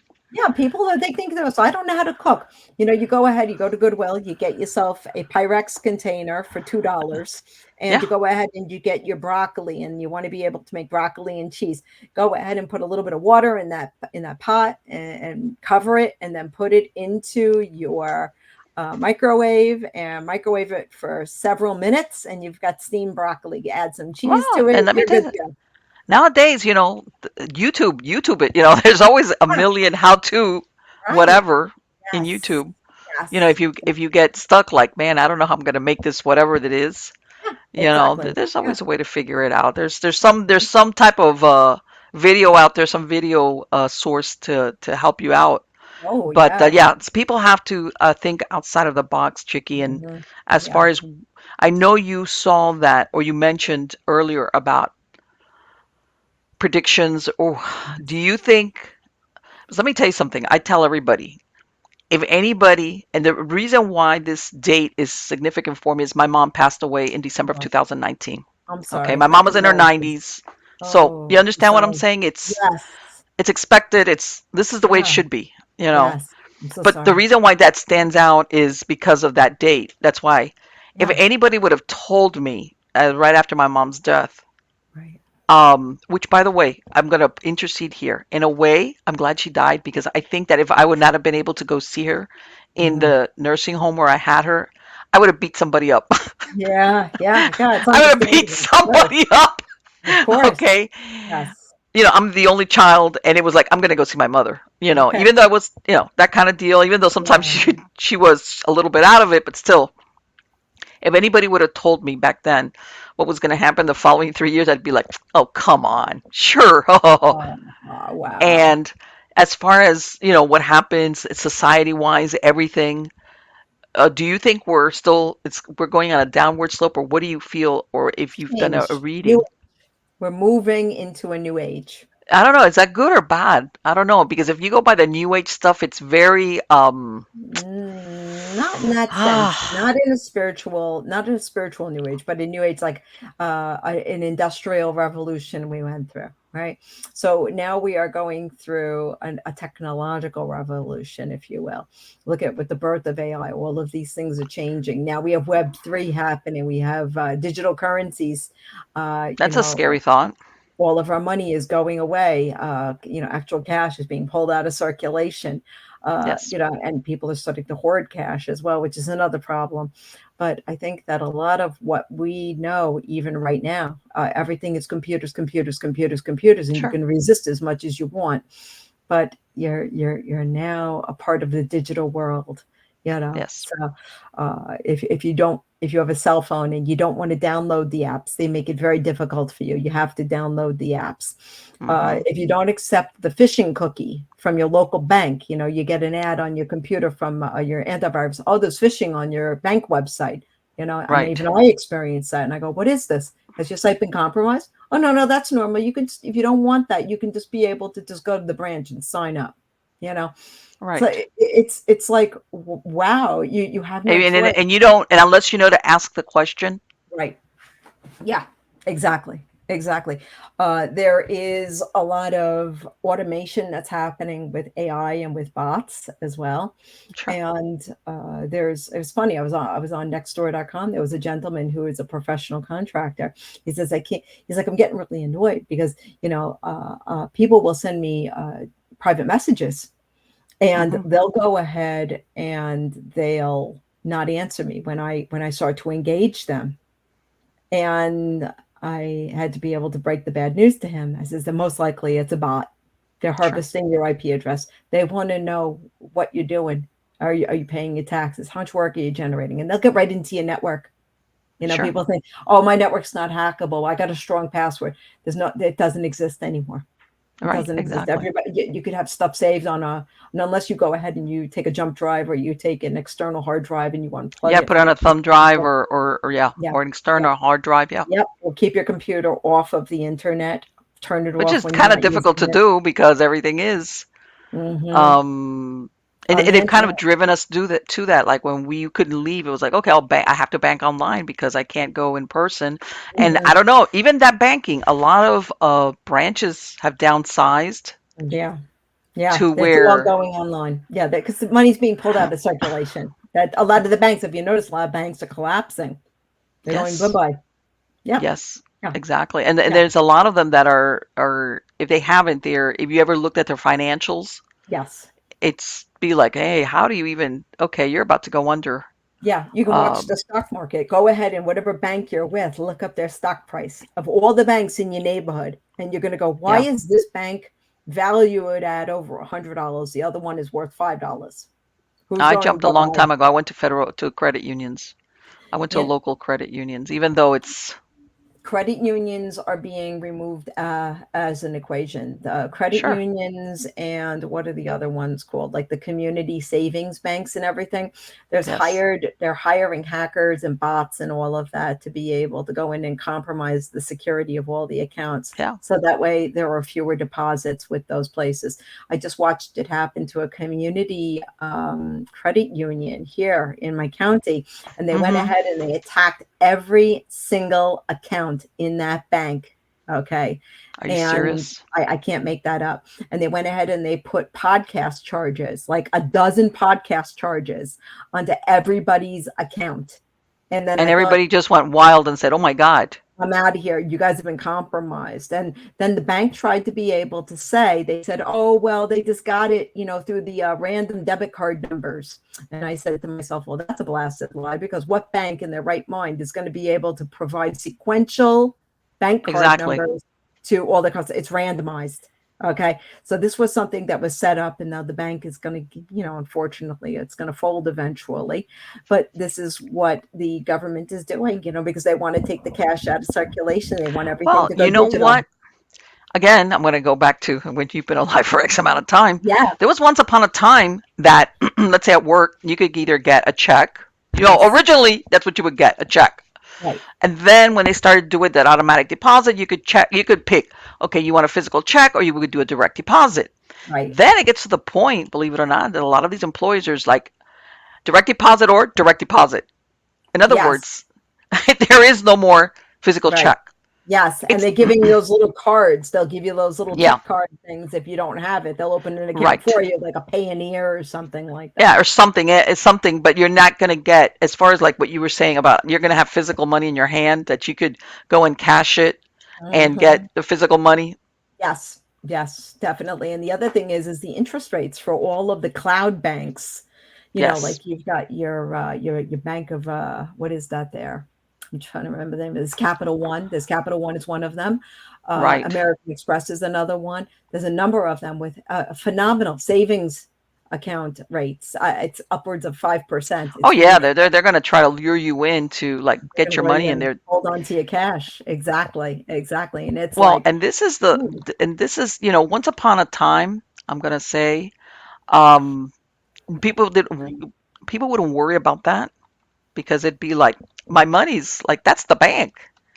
But there's been places where the bank has closed its doors or yes, limit the amount of cash, even though you might have it. They'll say, "Nah, Yeah, you might have 10,000, but we're only going to allow you to take out 500. Sorry. What are you going to Yes. do? Yeah, exactly. Well, it's not even five. That's from the ATMs, I think. That's where they Right. set the limits. But you can go physically into a bank, okay, and you need to give them 72 hours to be Right. able to get that into their vault. So let's just say you want to go in, you want to take out, say, 20,000 or 50,000 or whatever it is from your savings. They'll go ahead and they'll say, "We're sorry, we don't have that in the vault right now. We have to order it." Right. That, everybody always Register thinks it. that the banks, like, you see these movies of Yes. the big vaults full of money. Yeah. Right. And let me It's tell you not like something, I wouldn't put, how people also would store their stuff, their valuables, or even money in safe deposit boxes in the bank? right. Yeah. That to me is like not a viable option anymore. It's not. It's totally not because these banks are disappearing. What happens to all your possessions? Exactly. Or Yeah, I'm going to go down the route again of the bank closes its doors for whatever reason. It could be anything. It could be they got, like you said, they got hacked and they said, hey, we got to close our doors because right now we can't operate because of course their systems run on computers. All right. yes, So if somebody's hacked them or they've had a problem with their compromised, guess what? They're going to close their doors. right. And sorry, we can't because until we figure this out or whatever. Yes, exactly. I just saw an article. It wasn't on the Fool because I do read a lot of the financial websites, and Okay. it was another one of the financial websites. I can't remember which one it is, but it's a very well known and respected one. And the author of the article had written and said back in like the 1920s or something like that, the government went and seized like people's gold. They Yes. seized it and they just took it and you had What was no it, like the recourse. 1930s? Was that it? What you were I, talking I don't about? I don't remember the article. I just know that the article Right. cemented sometime around that, and they said they went back and they seized everybody's gold and people had to take the hit. They had to take the loss. Sorry, the government's seizing this. It's ours now. Okay, like we're taking it. Same thing they do with our land, right? You don't go ahead, you buy your house, you pay your Hmm. mortgage, but if you miss your taxes, they That's right. foreclose and they take it. Okay. So now this author was saying, well, once upon a time they went and they seized our gold. Can they do that to our money? And the answer is yes. We Yes. watched it happen during COVID in Canada when the Yes. truckers were driving across Canada, and all of these people within the United States and Canada were sending money to be able to fight the good fight, and they had their bank accounts seized and their money taken from them. They Frozen. could It was frozen. frozen. Yeah, it was frozen and it was Which is the seized. equivalent of taken. Yeah. Yes, exactly. It was taken and it was never returned to them. So, can this really happen in this day and age? Yes. Do I predict that something like this is going to end up happening in the near future? Yes, I do predict this is going to happen. Does this mean you need to be able to run out and be able to pull your money from the bank? No, but have a plan. Let me Have tell a you something. You plan. know when I had a taste of that? This was a few years back. We had a hurricane down in something. It was, God, I can't remember. Was it 2008? I don't know. Anyway, electrical service was down, everything. And I remember at one point I had money in one of these. God, Marlene, what bank was it? But it was one of those online banks. Okay. Guess what? These online banks do not have a physical branch Nope. that you could walk into and say, "Hey, I need more than 400 bucks. I need X amount." Yeah. And that was Marlene's bucket of cold water in her head going, "That's it." I closed up the account once I got everything straightened out. No more of these where there's not a physical place that I can go to. Be quiet, you guys. That I can go get the money. Hmm. That's it. No more of this. No more. It Right. was a big wake up Right. call. Yeah, Um, definitely. because you don't sometimes you can't anticipate when stuff like that something's going to go south even if it's Oh, yeah. localized. Definitely. I definitely agree. And even I myself have moved my money out of the cloud in recent because I'm anticipating, I'm expecting this. I know this is about to go down because when they go ahead and they change over the currency and they say we're going to bring in Fed coin or whatever it's going to be Yes. called, right? And they already announced it. They said it's coming. It's coming down the pipe. So when that happens, our dollars are going to need to be converted. Who's to say that the conversion to US dollars is going to leave us penniless? They can say maybe for every $1,000, you're only going to be able to get Oh yeah, 50% of they it. can evaluate it whatever they want Yeah, with the exchange. exactly. How's that? Right. Oh I yeah, don't we like to. monger. I don't like to, but something, this is a hard reality of what Sure, this financial industry is really all about, and the manipulation of markets. sure. And people don't, um, unless you, people don't realize that just like what you were talking about, what happened with the Canadian truckers, Yes, that they can snip you off and say, no, you can't buy that, that's true. That is that product, or go there, or go do this. But if everything you do transactional wise is tied to this card, they can do that. All they they have to do is can. go click, click, click, eh, you know, Exactly. Exactly. Who's really in charge? of Yep, course. And it's true. this is some everybody who doesn't, you know, uh, and that's why I'm going to go back. You heard about during the depression afterwards because of what happens with the banks, that a lot of Hmm. people ended up would bury their money because they Right. didn't trust banks. And Right. there was nothing digital back then. But what Right. happened was so many of these banks went belly up during the crash Yeah. that it was like, hey, you know what? I'm going to keep my stuff where I can get it. Thanks, because I don't trust the banks. Exactly. Exactly. Well, the banks are all, somebody's got to be able to bail out the banks. Who is it going to be? It's going to be the government. Well, who's got first dibs on your money? The government.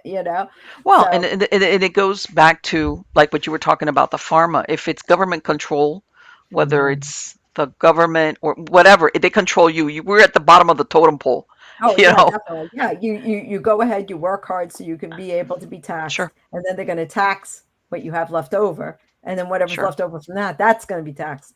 And at the end of the day, you're like, wow, how much am I really earning? Right, exactly. When you You look back at the real out, number. You look at the real number at the end of the year, and you're like, okay. Everybody wonders, Chickie, why'd you take a vow of poverty? It's because I'm not going to give them anything else. I got nothing else to give. All I got well, is my time to give to my community. you know what? Um, there's and you know what? It's really interesting, Chicky, because at the same time that human beings are complex, we're kind of simple as far Yeah. as being happy and content. Yes. And unfortunately, and I'm going to go back to the hypnosis real quick. Lynn, you were talking about how we get bombarded with these Yes. messages, whether it's through TV or media or programs, Right. where they kind of say the acquisition of all these material goods, as in, look how many storage facilities there are. This Yes. is a new phenomena where people Yes. have so much crap that they need storage spaces. Yes. Where they make you think that if you have, you won't be happy until you have all this crap.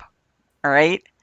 And really, you don't need that stuff. Don't get me wrong. I understand that there's certain things that you would like. I don't have a problem with that. But it's like they kind of condition us to thinking that we need this stuff to be happy.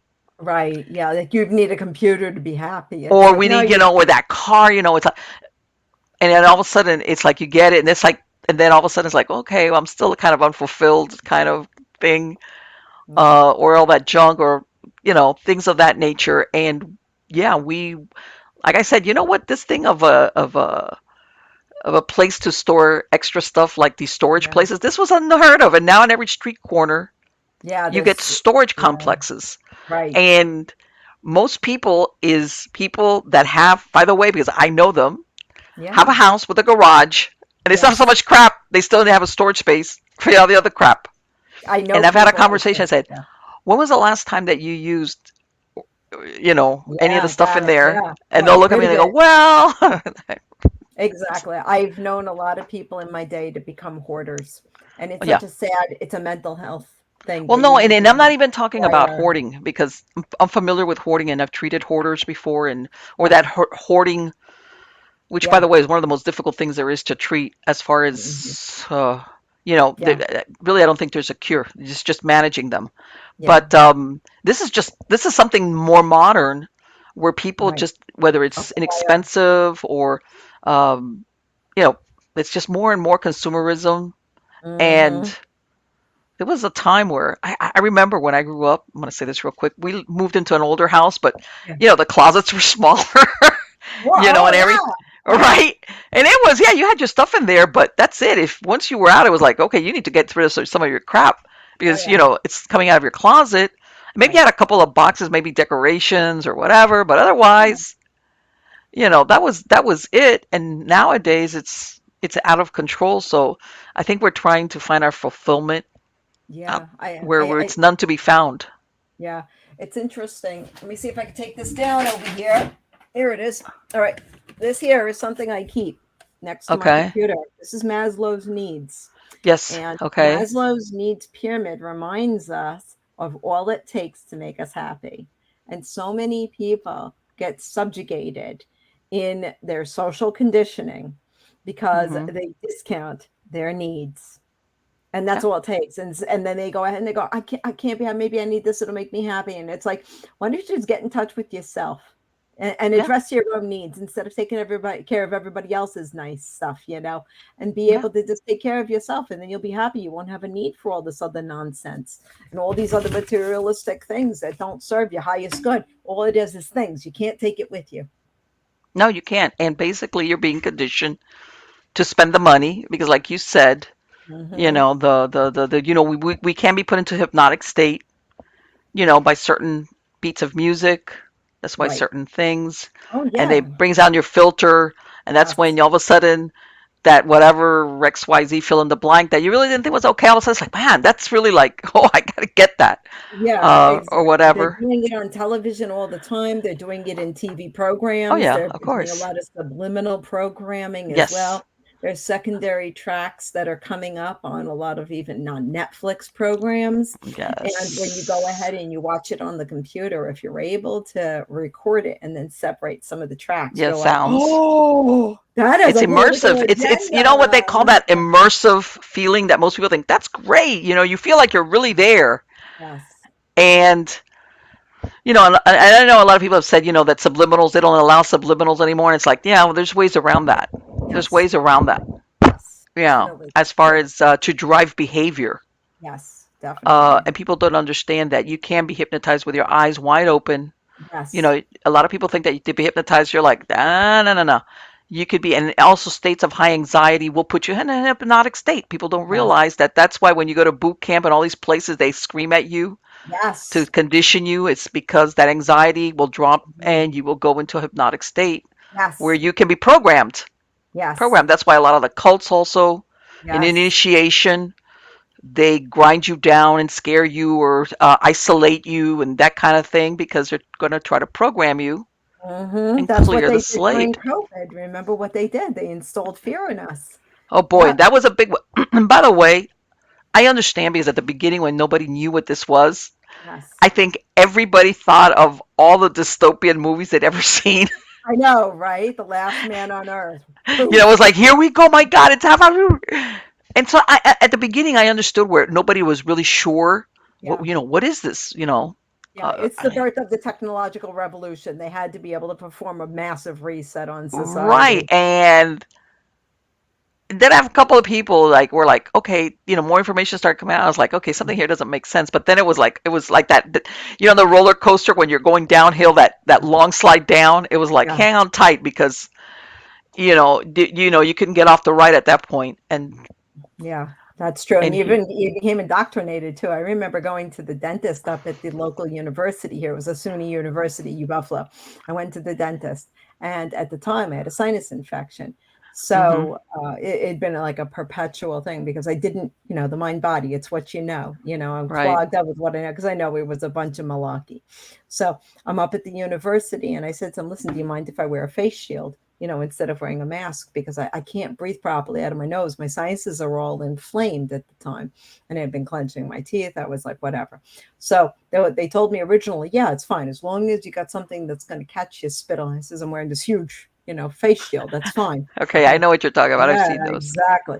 So they said it's good. So I went there like 5 or 6 times to get what I needed to do done at the dental clinic. And then one day at the dental clinic, the dean of the university decided that he was going to try to be able to scare me.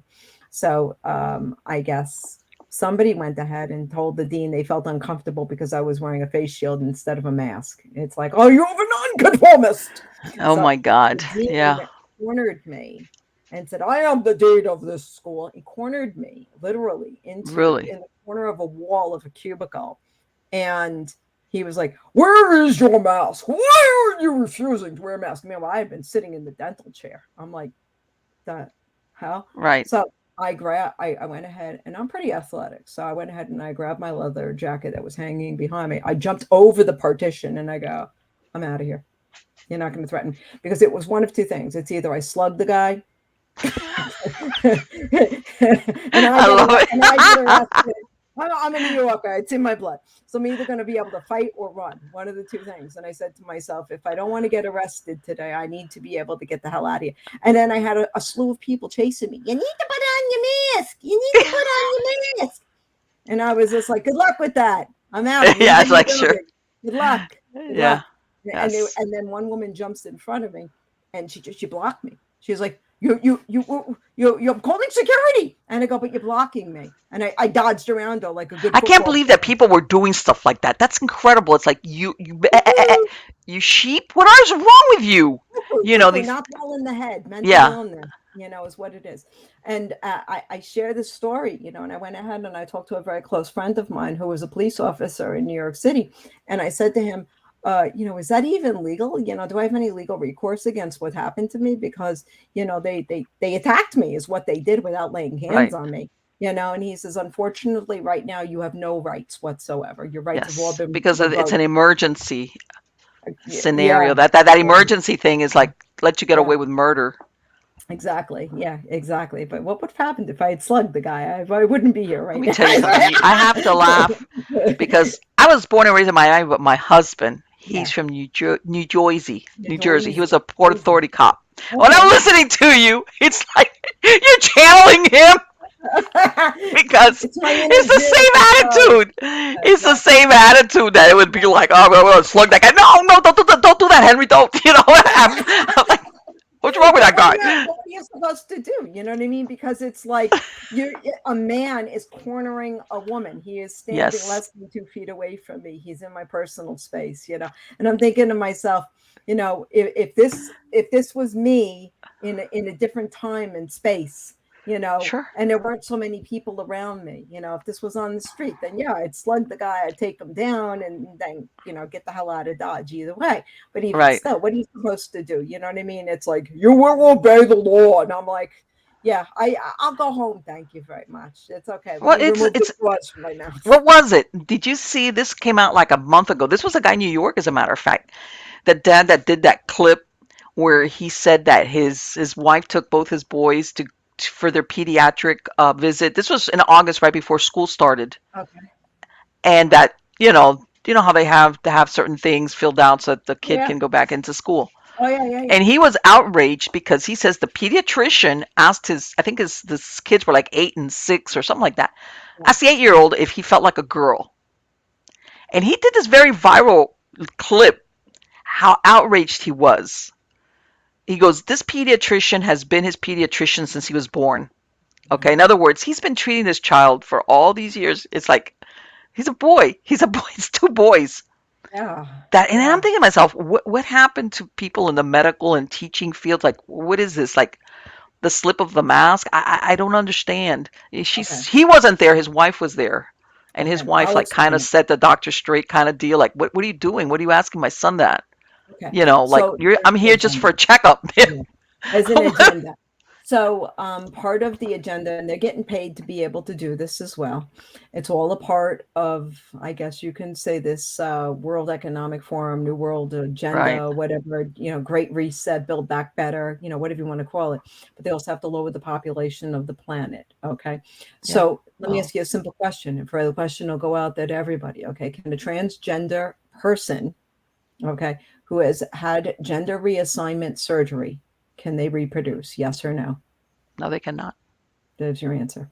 They cannot. This is the reason why this is happening right now. They It's so cannot. cut and They dry. It's cannot so simple. reproduce. And all of the people that are jumping on the bandwagon that are easily influenced and easily affected by the power of suggestion, subliminal programming, all of these things, whatever they've been taught since they were early children, or what they may think they feel because they may have been subjected to some kind of subliminal influence of some sorts early on.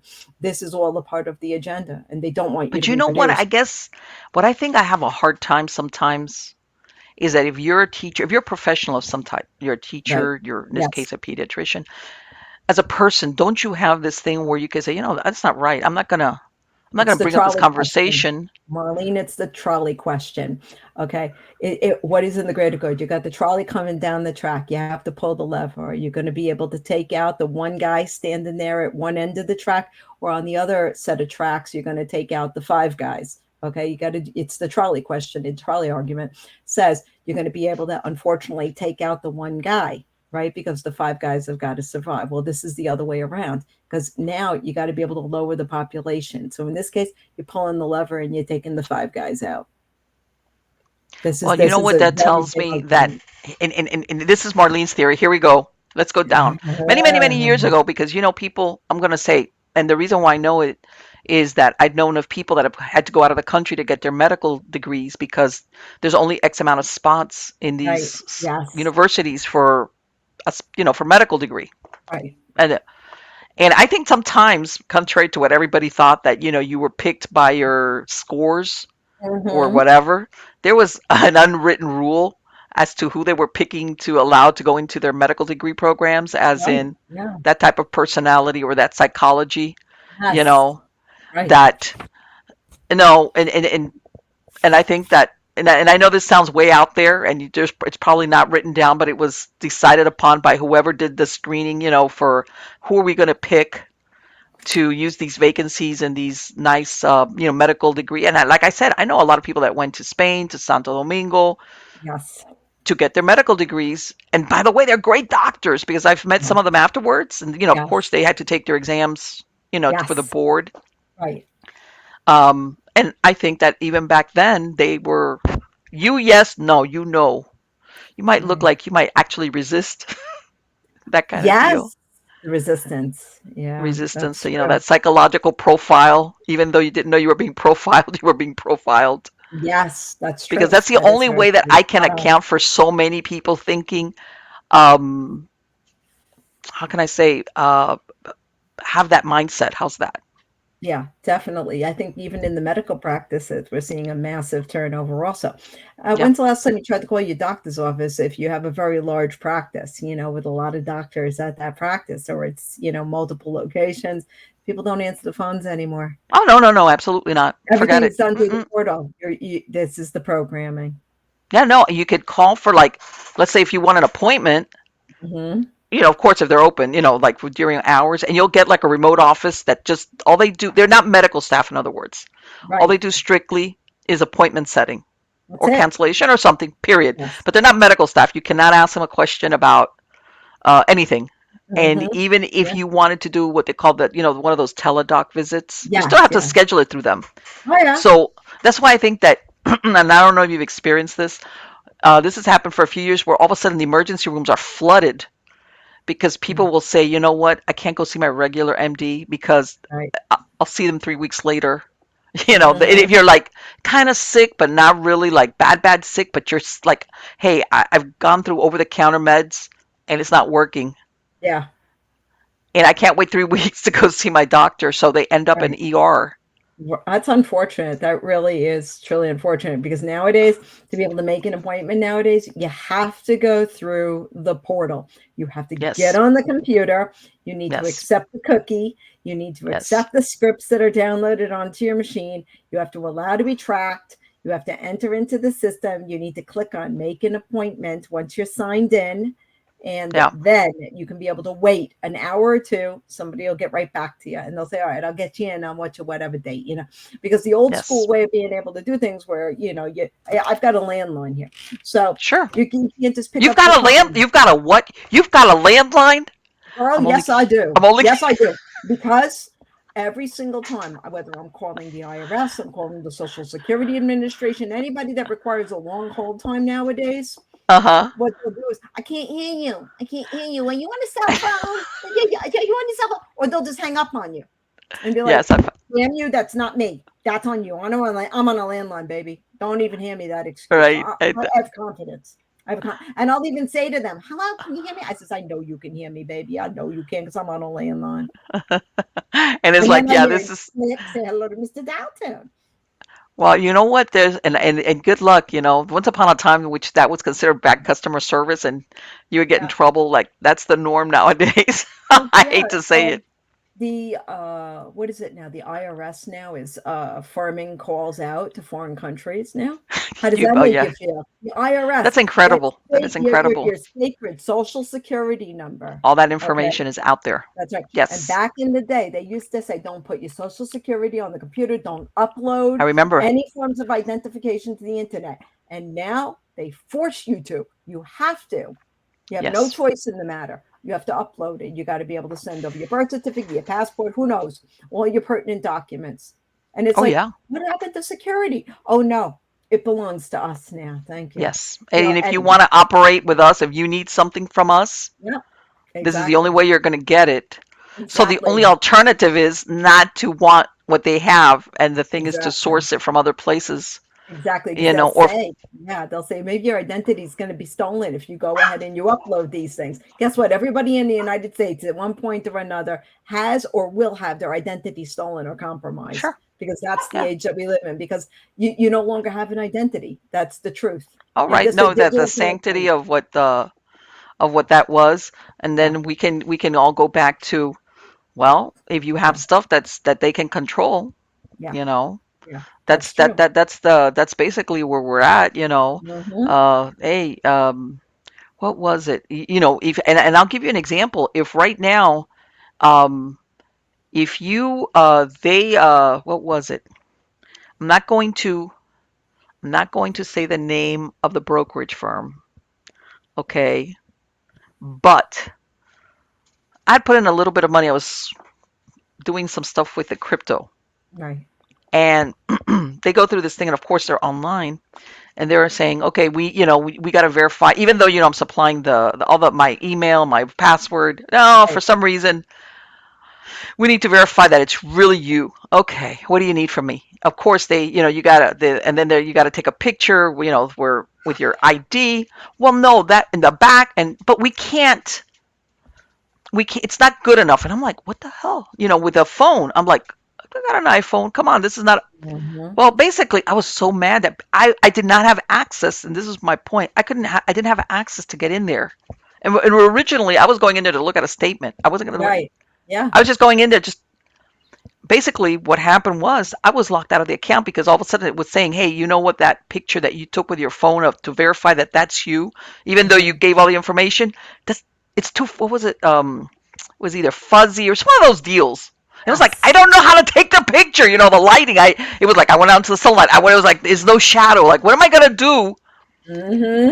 Yeah, I And agree with you. I was so upset about that. Okay, And I'll I share. Yeah, and I then share your compassion with a few that. weeks Yeah, ago, I guess they went to another technology that was better yeah. where they make you turn your face. And as soon as I was like, yeah, all right. Once I got in there, guess what? I emptied the account out. I Oh, was that like, was wise. never again. Thank God they really didn't have that much money. It was just Yeah. me screwing Oh, around with yeah. but it was Hmm. like, and the moral of this story is, ladies and gentlemen, that can happen at any Yes. point where even though you have the sign in information, all right, Hmm. Uh, and if they say, well, guess what? We don't, and of course they'll use a security, what's this? We want to make sure that your account is secure. We're going to need to make sure that it's you kind of deal. Yeah. Then they could turn that off. No access for you because we're not really sure it's you. Right. It's AI making sure you're not a robot. Poof. Right. there's there's Exactly. there's more to it because that's the reason why I stopped the Rock Psychic show, working for a third party. And some of you might know the name of the company. I'm not going to throw them under the bus.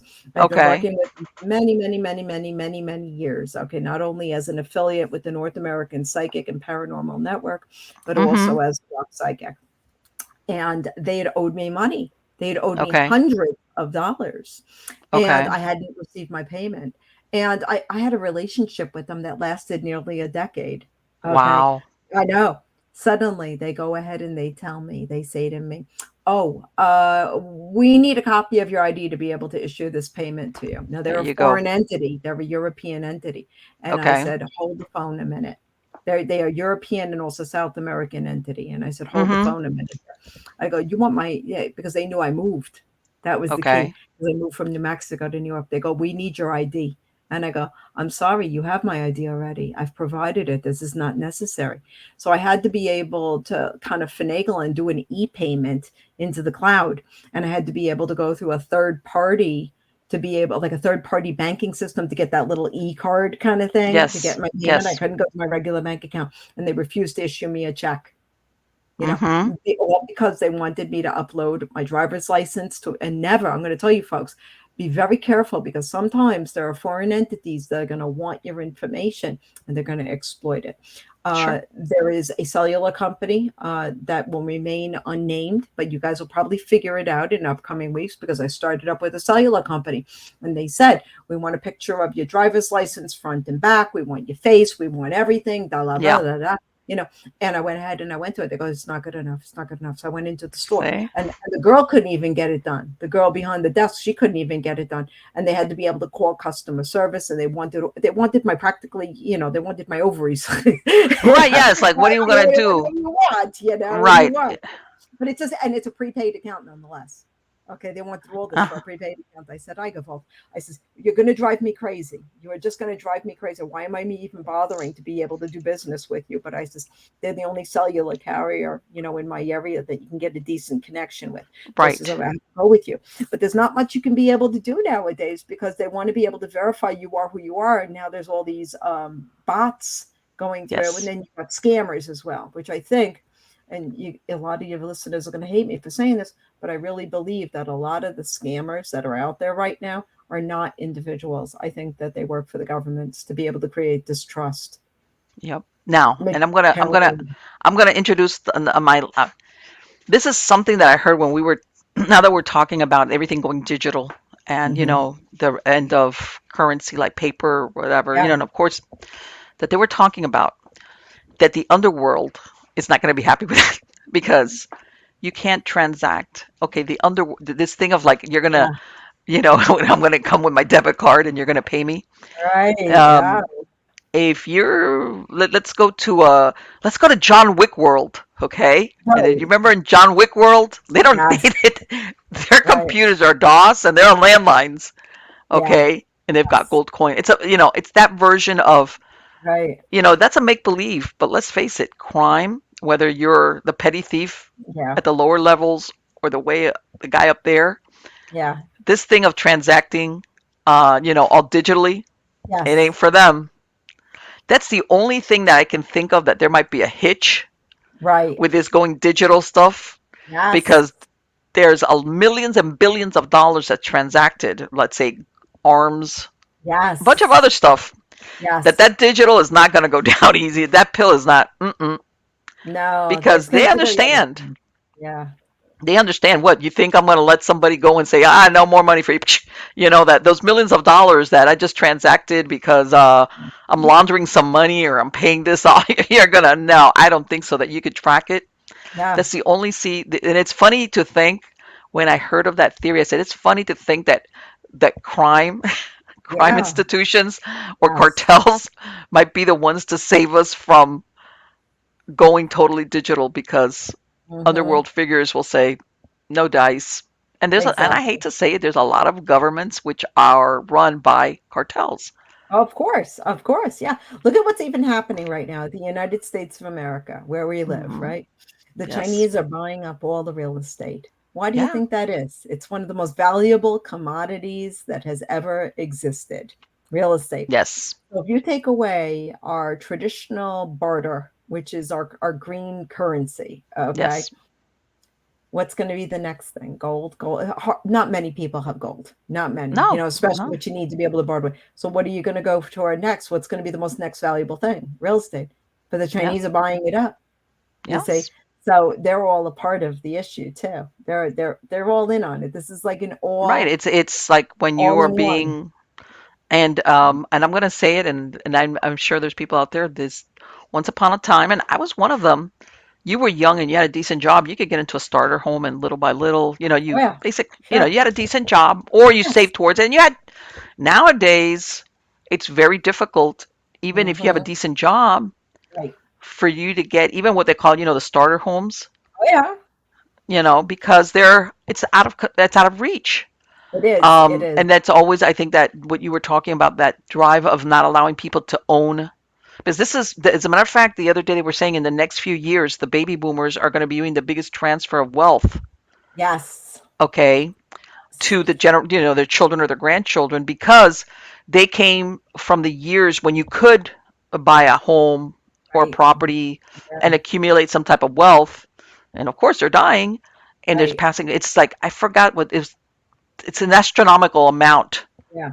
of Definitely. value of wealth that's going to be transferred. Right. But I think that that's going, unless something changes, this is going to be the last time that there's going to be that transfer of It's wealth. they've got it covered, and I'm watching it happen here in the Buffalo metropolitan area, here in the Niagara Falls area of New York. So what happened was prior to like say COVID, okay, Hmm. you could go into Buffalo and you could buy a house, a beautiful 3 bedroom, 2 bath house, okay, and you could pick it up for like maybe $70,000 in Okay. Buffalo proper, okay. And you can even be able to have a very low tax rate. You could be paying maybe $300 a year, $500 a year. Wow, that's great. Yeah, that's great. All these people bought their houses. COVID came around. So what ended up happening? Not only did the prices of the homes quadruple, okay, but now the property taxes like went up like 10 times. It's not. So I know. So now you've got all these people that are in these homes and they paid $60,000 for them, right? Whatever it Hmm. was. Beautiful deal. And now you got mamas and you got papas and you got all these people and they're getting $10,000 tax bills. And you're Yes. like, how am I going to afford that? Okay. So we go ahead and we try to work out a payment plan. That's not going to work. Well, they end up getting their homes foreclosed and they end up having to go live with family members. And now Hmm. you're getting these massive family units. And now there's a new thing happening too. It's like, oh, what happened to affordable housing? And if you look on social media now, it's all about tiny houses. They want you to Oh live my in God. a shed. They want you to live in a shed. That's what it Yes. is. It's a shed. What you would normally store your gardening equipment in is going to become Yes. the new housing. And now all of these offices, all of the commercial real estate, like in Manhattan, in Chicago, or San Francisco, all these places, they're going to be converting all of that into tiny apartments, tiny living spaces. Because they're empty, right? They're empty, exactly. And what they're going to do is they're going to say, let's make affordable housing. So now Yeah. people will be able to have an apartment or they'll be able to have like a tiny house or whatever it's going to be. And what Hmm. they're doing also is they're knocking down a lot of old dilapidated buildings and they're going ahead and they're making room for new apartment buildings. So these tiny things, like we would see pictures of places in Asia where people are living All those in, cubicle things. yeah, it's like 100 by 100 square feet, and that's their apartment. That's how people are going to be living. That's horrible. And It, I it heard, Chickie, maybe you can speak to that, in New York where they used to have that rent control stuff. Oh, get away. Yeah, it's gone.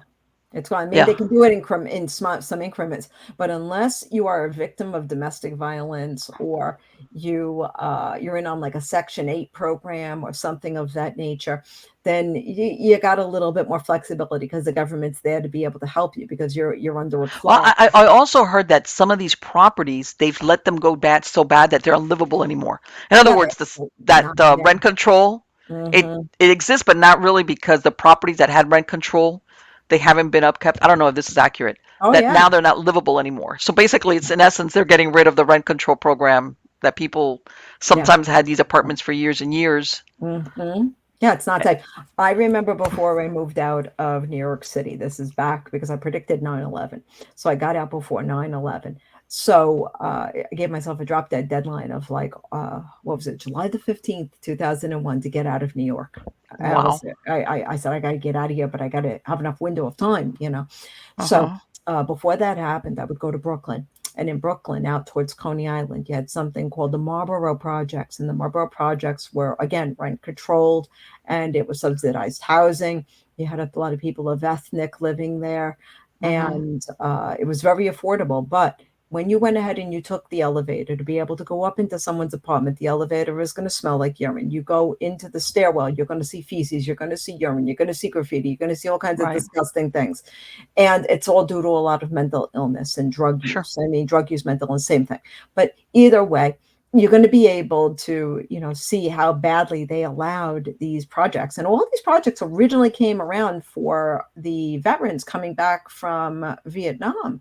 They wanted to be Hmm. able to provide them all, affordable housing. And then, of course, that need had slowly gone away as they were able to afford homes in the 1970s, 1980s. And then, of Hmm. course, the price of houses crashed in the 1980s. Interest rates went skyrocketing, but people were Yes. able to buy a house for like, 30, $40,000. God bless them, Yes. right? Yeah. So it was quite the time. But then a lot of people got out of that subsidized housing, and then it ended up going to the impoverished, if you will.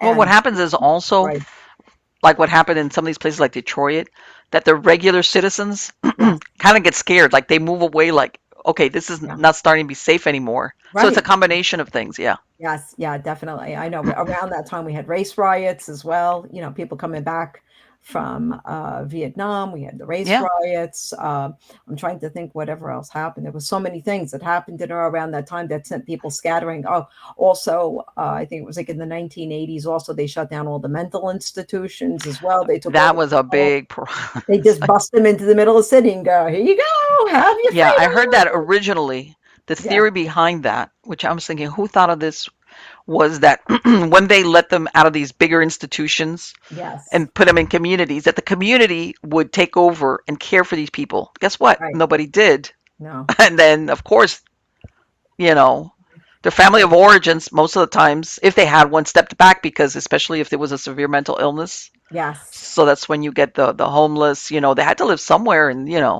whatever. Right, And it was, yeah, like you said, they let them loose, and there was right, no plan of what to do with these people to help them. right. And then a Mm. lot of them ended up in the subsidized housing where the Okay. government would give them a voucher every single month to be able to get them off the streets. You would go into, and they still have a system in place where you go into a shelter, you get on a public housing waiting list, and then eventually your number gets called. And then, depending upon how much money you have or Hmm. you're earning at the time, they go ahead and they do a sliding scale for your rent. And they still do that to this day. But it's dicey because a lot of private landlords, know that there are places that are going to end up getting messed up. So that's why you have They these they don't want to programs. participate. Yeah. Yeah, so you got a lot of programs now, like your Fannie Mae Home Path and all that, that go ahead and they take over the property once the landlord has abandoned it or it's been seized or foreclosed or whatever, Hmm. and then they rehabilitate the property and then they resell it and they make a big lot of money. 500, $600,000 for a house that originally was purchased, from a government auction for like $10. What are you going to do? Yeah. Exactly. And they have the pockets to basically put it back together and Yeah, put it back on the market. And yeah, of course, because yeah, when you have the pockets for it, yeah. and and that's I have to laugh because they don't I think they canceled them, but they had a those reality shows about the tiny homes. Oh yeah. And I looked at that and I said, you know what? It sounds at the beginning kind of romantic because if you say, well, I can move here, and it's like, okay, well, this is basically the same. Basically, you're talking about an RV kind of deal. But Hmm. there's these people that it's like I'm looking at them and it's like, you're about to elbow the other person in the face because you're trying Yeah, to both like, and it was like, "Mm, you know what? yeah. Oh, Yeah, yeah, it's true. It is very that's true. Yeah, and the meanwhile, they're selling RVs, like Class A oh RVs, where you could travel in your tour bus and live happily ever after. You yes, got enough room for you, your kids, your yes, family, everything like that, but you're paying also 300, $400,000 for the oh yeah, bus. oh yeah. And It to depends buy, on which. yeah, Oh no, no, no. The it's become crazy, and it's really funny because I live in a mobile home. right. And I did this on purpose because up here, since getting back to my thing, I thought I did have to worry about hurricanes, which it Yes, really isn't. In the space of 1 year, right. what I bought brand new went up $30,000 in 1 year. Yes, that's what happened with my house. I have a mobile home as well, and it went up $50,000 There in, you go. yeah, Which traditionally mobile homes are were known where it's like the cheap appreciate. living, trailer park, whatever. Yep. Like, and I remember the reason why I find out is I was renewing my insurance. And I said, you know what? Let me make sure that whatever. And when I went on the website for the manufacturer, I was like, huh? You know, Mhm. and even then they had a disclaimer that they would, because of course, because of those shortages of materials, that you would end up paying when they Yeah. delivered, even if they negotiated, let's say, this price with you, Yes. 7, 8, 9 months down the road when they were actually ready to deliver it, Right. you would have to pay that price Yes.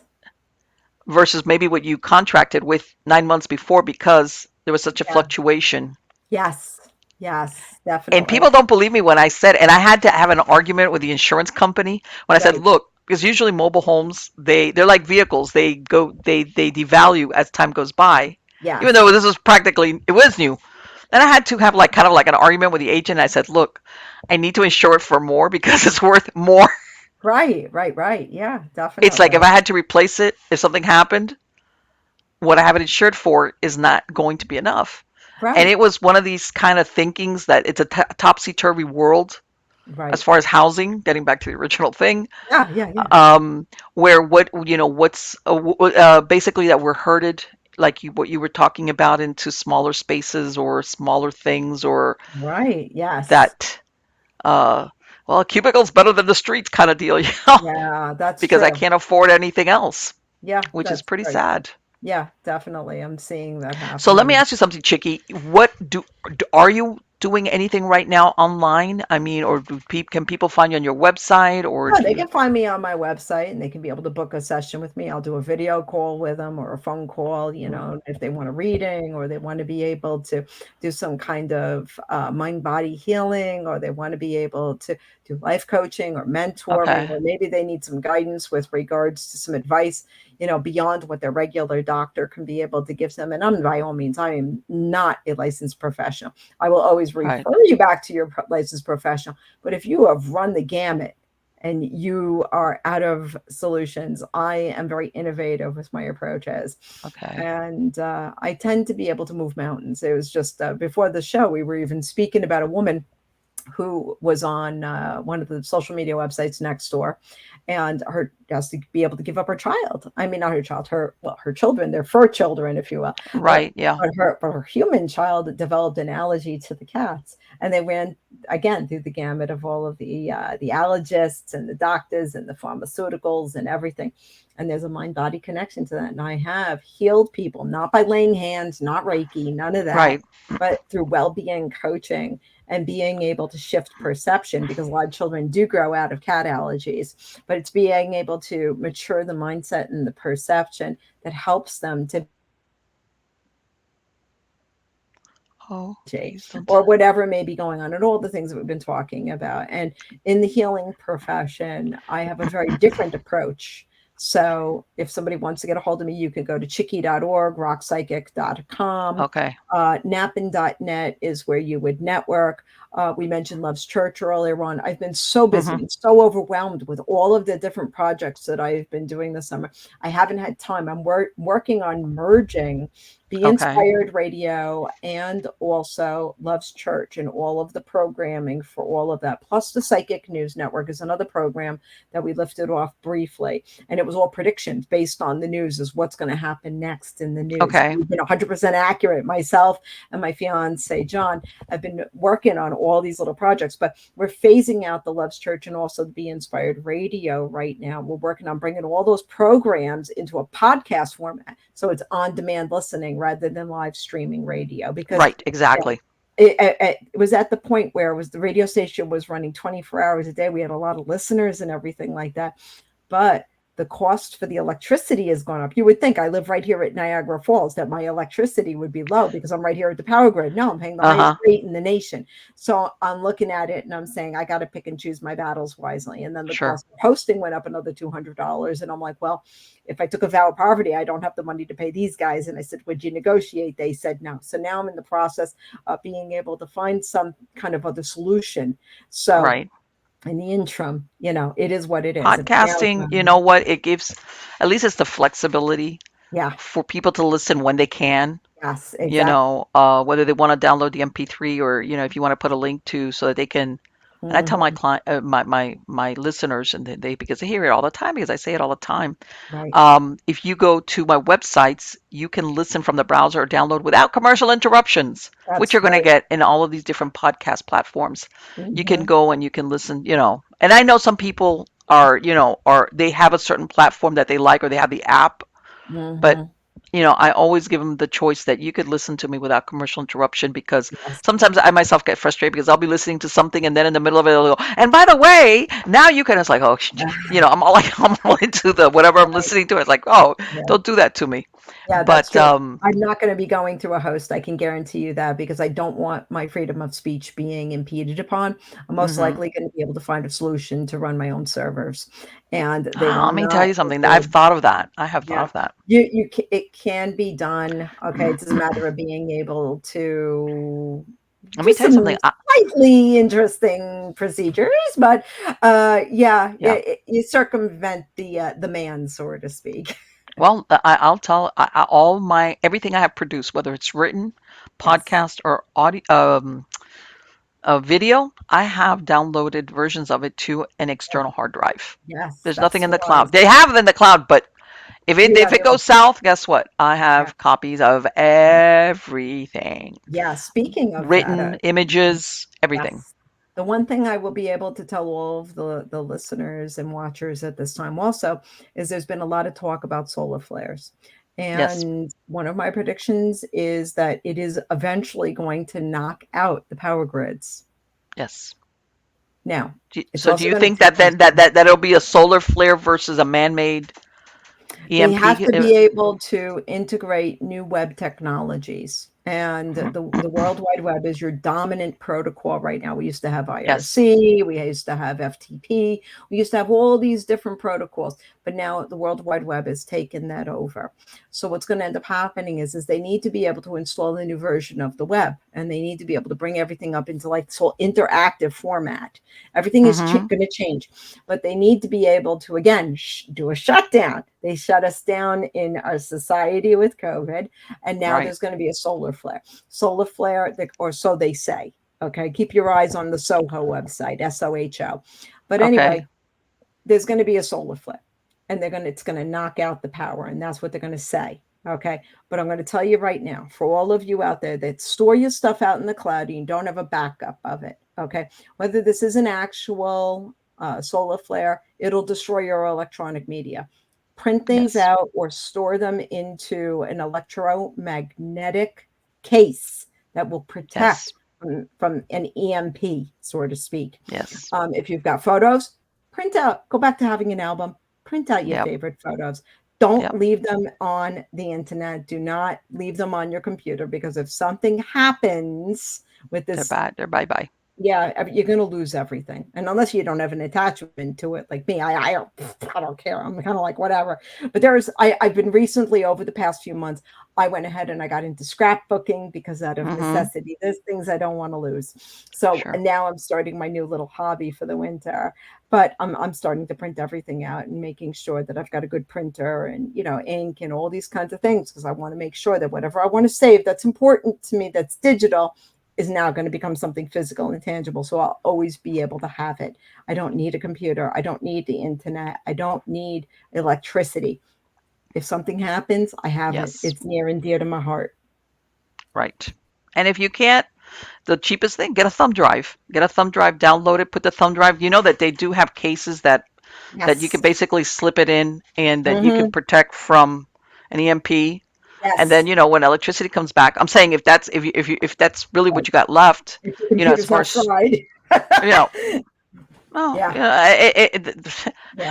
I'm anything is, and that's as a matter of fact, I'm gonna, and I've also heard that that's why there's a push to get rid of AM radio Yeah. because this is Long historically, distance, long distance communication, ham, uh-huh, all of that. I know. I know it's all there, and they make you get a license if you want to be a ham operator. They want to know who's using it. You yes, can do ham over the internet now. You can. There's a lot of things, but even CB radios, all of that, it's I got a going bye CB, bye. I got a CB right here, right here, Oh, God bless you. a handheld God, CB radio. that's What? beautiful. Yeah, that's good. You need it. You need it Yes, I in case do. of an emergency. What about Morse? Let me tell you something. I could see some guy from the military is like, hey, but and as a matter of fact, what was it, Ford? I want to say it was Ford that was saying, oh, we're going to phase out the AM out of the I heard that the cars. radios, and people, there was such an outcry that they stepped back. And I said, that's only a matter of time. They're going to keep pushing it with trying to, get do away with the AM, Right. and Yeah. because this was the way of, all you need is, as a matter of fact, I would say make sure you have an AM FM radio with, Yeah. batteries. Yes, they're eventually going to be able to repurpose the band, unfortunately. Yeah. And just like with, you've got your 5G, which is millimeter wave. Hmm. It's up there with like microwave, all these other things that have been phased out. Back when we were using 2G phones, 3G phones, I they remember. sunsetted it. Yeah, they're eventually going to sunset your 4G. Then eventually they're going to put down your 5G once we're up to 8G Yes. or Yeah, it's whatever. like, what are you going to do when what you want doesn't work? You Yeah, could say, exactly. I'm not going to upgrade to that other model, Yeah, but there comes a point where, and even now, you'll see some programs that they'll say, we're not giving you any updates. right. Okay, we're not going to update it, and you're on your own. Yeah, that's true. I've switched everything, almost everything I've switched over to be able to use Linux. I'm Yes, and 99% Linux here. So yeah, I've got some Mac stuff, for the sake of some mainstream connections and everything like that. But for the most part, it's not. And well, it's funny. It was back in, I want to be able to say the 1990s. I remember walking on the beach in Rockaway Beach, Queens, New York. And I was doing some readings. I was with another person. And I told them, I said, we're going to come a time where all of our video that we engage in, like video calling and phone calls and the TV that we watch, all of this is going to go completely digital. And back then in the 1990s, it was like we're still using rabbit ears. What the hell are yeah. you talking about? What is all of this? And I says, Hmm. it's all going to something called light pulse, which is a new generation. They're already using it. Like all the technology that we get as consumers is what, like 30, 40 years Yeah, uh, we're old. downstream from all of that as far Yeah, as. yeah, it goes into, scientific and military application first, and then once it's been phased out or replaced with newer, bigger, better, more cooler stuff, then it gets handed down to the civilians. So, but back in, I would tap into these things, and I said, eventually we're going to have satellites going across the sky, and they're going to formulate all of these grids, and you're going to look up at the night sky. You will not be able to see the stars. Your civilians are going to not be allowed to see the stars. All you're going to see are light trails. And what is Right. that? We know what that is now. We know what these Yes. light trails are. Yes. So it's very interesting, but there's going to be more. They're sending up more, and they're going to formulate grids, and all of our communication technology, almost like a bubble, is going to be bouncing off of the atmosphere, off of all of this technology that's going to be up above our planet and surrounding our planet. And everything's going light pulse. No, it's not going to go by frequencies anymore. And also, I had made another, I guess you can say, Akashic download, whatever you want to call it, while I was on that Hmm. walk. Oh wow, they know that the number one cause of cell malignancies in the world is RF, radio frequency. Really? Yeah. Wow. So when people are hollering, going millimeter wave 5G, that's going to cause cancer. Well, Uh-huh. duh. But at this Exactly. point, but you got to turn it up. That's the kicker. Right now, it's so low powered. You need to be living right across the street from the tower. That's how low powered it is. That's the reason why here I am. I live a mile from the nearest tower and I don't have signal. It's too low powered. Okay, that you were saying that The millimeter y- wave for the 5G. It's too low powered right now. That's we why don't. people are like, they have poor signals. You can look at your phone, look at your cell phone, look how far away your tower is. You can go for a ride and look for it. I mean, even right now, I have one bar and the tower's only a mile away. And you would think normally that that tower would be more than sufficient, that you should have a real strong signal. Oh, yeah. Oh, yeah, definitely. Definitely. But no, it's millimeter wave. So you can only be able to turn it up so much before you start cooking people and things. And it started screwing with some of the microwave technologies with the airplanes, and they had to be able to recalibrate things. And it just turned into a hot mess. Well, this is, you know what, and and I know this sounds like, you remember back in James Bond when the Spectre or one of these Yeah. things. It's Right. like, Yeah. back then it was like, wow, this, of course it's a James Bond movie. Right. Like little Yeah. did we know. I So it's know. like, we're gonna get the thing, this thing out in outer space, and it's gonna beam thing, and it's like, wow, this is great. Yeah. What a fantastic movie. Exactly. Can you imagine 50 years ago us talking about this stuff? Okay. Oh, we would have been People like like, yeah, yeah, sure. would have been like, you know what, you guys may be really good psychics, but you're, good luck with that. But you're just a crazy conspiracy theorist. And here it is 50 years later, and you're like, Well, you know aha. what? I'm gonna tell you. I want to tell you real. When you spoke earlier about robotics, and I said Yes. every movie produced by Hollywood, even Yeah. though on the face of it you go, man, this is a great sci-fi Yes. whatever movie with robotics or AI, they tried to fix it. Mhm. When the first Terminator came out, which was great, basically here we were, Skynet took over, killed everybody, or almost Right. killed everybody, and we were Yeah. at the mercy. They told Cameron, fix that. So what happens is when the second one came out, guess what? Right. Yeah, you have, but guess what? That original robot came and was like the savior at the same time. Right. Yeah. Okay, when Definitely. you went to the first Alien movie, you remember the science officer turned out to be a robot. Right. And Yes. he's saying, all you guys, all the humans are collateral damage. I need to bring back this species to Earth so that the Hmm. corporation can use it, whatever. Yes. Somebody said, don't do that. When they come out with Aliens 2, who's the savior? The robot guy, don't you remember? That Yeah. saves her and the little girl, Newt, Yes. when they're Yes. coming out. Whenever they've done anything with Hollywood, like AI, somebody says, whatever you do in the sequel, you better fix it Oh, so that right. robots are somehow they save us. Aliens, there's a good and the bad, but the savior always ends up being the robot somehow. Yeah. Isn't that weird? If you look at the theme, and of course we get all caught up with the story, and it's so neat, and of course it's sci-fi. But if you look at a lot of them where they've ever portrayed AI as Right. strictly antagonistic towards humans, they Right. fix it in a subsequent version. I guaranteed, guaranteed. They Wow. always fix it. As in, no, no, no, you cannot make robots have to somehow save us, or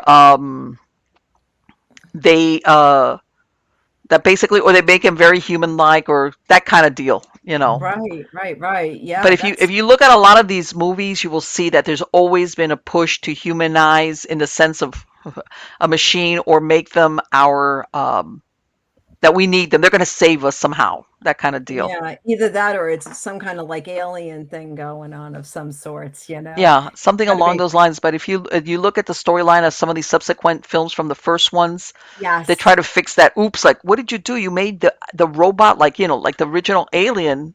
Right. Basically, Yes. it's being told, all of you are disposable, Yeah, that's true. That is and very I got to bring back this alien life form because I'm basically I'm a robot. I'm owned by this corporation who all they want is to get this life form back to Earth. And hmm the second subsequent movie, they fixed that right away. interesting. Very Yes, interesting. if you Speaking if of you the if you look at some of the stuff, and we don't catch on because we just you normal people don't get caught up in that. normals, yeah, exactly. Normies, Definitely. yeah, we're normies. Yeah, we're Yeah. normies, exactly. But that takes me on to another thing, because we're talking about, Earth and all this other kind of stuff. We went into COVID a little bit, and it reminded me of something else, how art imitates life. Around the time, this is super interesting, and I'll share this with the audience as well. Around the time of the first vaccine, I had a prediction that Pfizer Okay. was going to be the first vaccine to be approved. I was spot on correct. Now, Okay. when that happened, I said, "What is this vaccine?" Right. And I like to do something. I don't know if you guys ever play with Spirit of Music or something like that, where you think of a question and your answer comes up in the next song on the radio. Okay. Okay. So I do Yes. this with TV. Okay.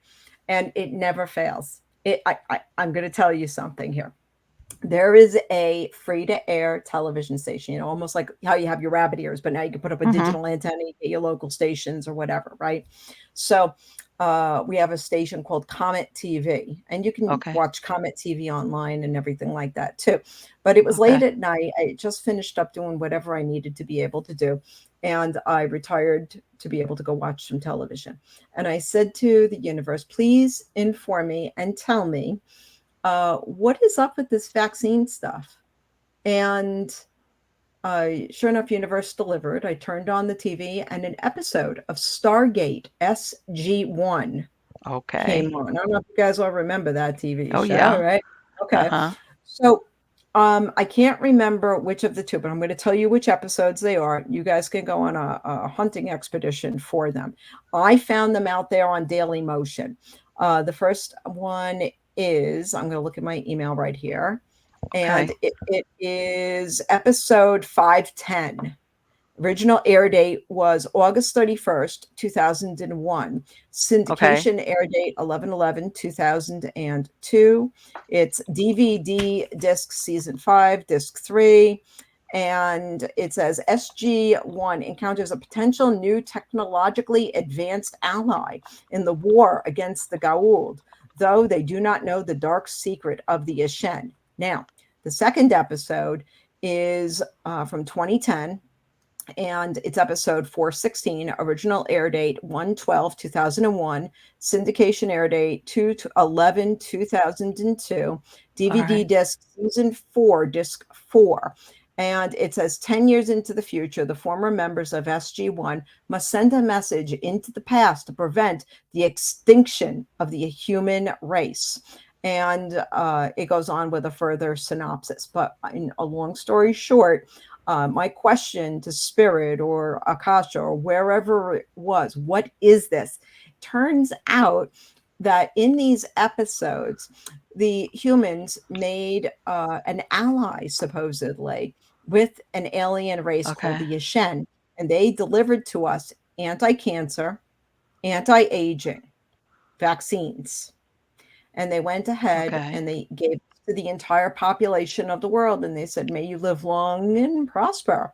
But there was a dark Mm-hmm. side to it.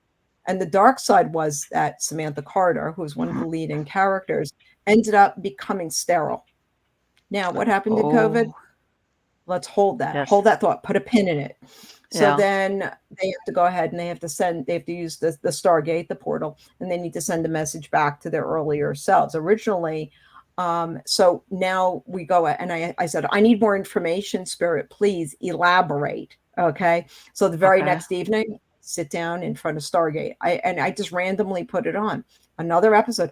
It was again about the Ashen. It was a random Okay. time, a different time of the evening and That's everything. I'm incredible. like, sure enough, it's the another episode. And this goes back into the past where they first meet the Ashen, and they're on a planet and they're just harvesting. They're using the planet for harvesting and for growing wheat or something like that. Okay. So, and it's not even Earth. They're in another planet. And it turns out that one of the workers that's working the fields says, "Oh, there's iron root. I can't get it out. It's a problem." So the SG team goes ahead and says, "Well, let's go check it out." So two of the guys go down below the ground, and it turns out to be a radio tower. And they go Okay. down there and they're going through like ruins under the ground, and they find a newspaper, and it's written obviously in an alien language. They eventually get the translation, and the translation in the newspaper is about sterility. Wow. So yeah. So here we are so many years later, and the art is imitating life, so to speak. Yes. And we are watching this happen in a huge, huge, huge way. I know people personally who have become sterile, have had miscarriages, had all kinds of problems. Now, I'm not saying it's because of the vaccine, but they got COVID, and it messed Yes. with their endocrine system. It messed with their hormones. Yes. So it messed with everything. And as God is Yes. my witness, I have sat with them, and it's too many people, too many Right. The tears.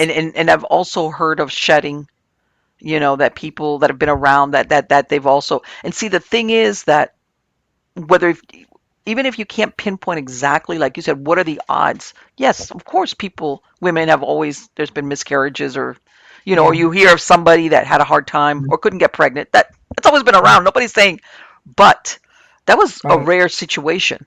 Okay. Yes. Hmm. You know, that Yeah. that was and now it's, you hear about people like, oh, they're trying to get pregnant, young, healthy, couple. Right.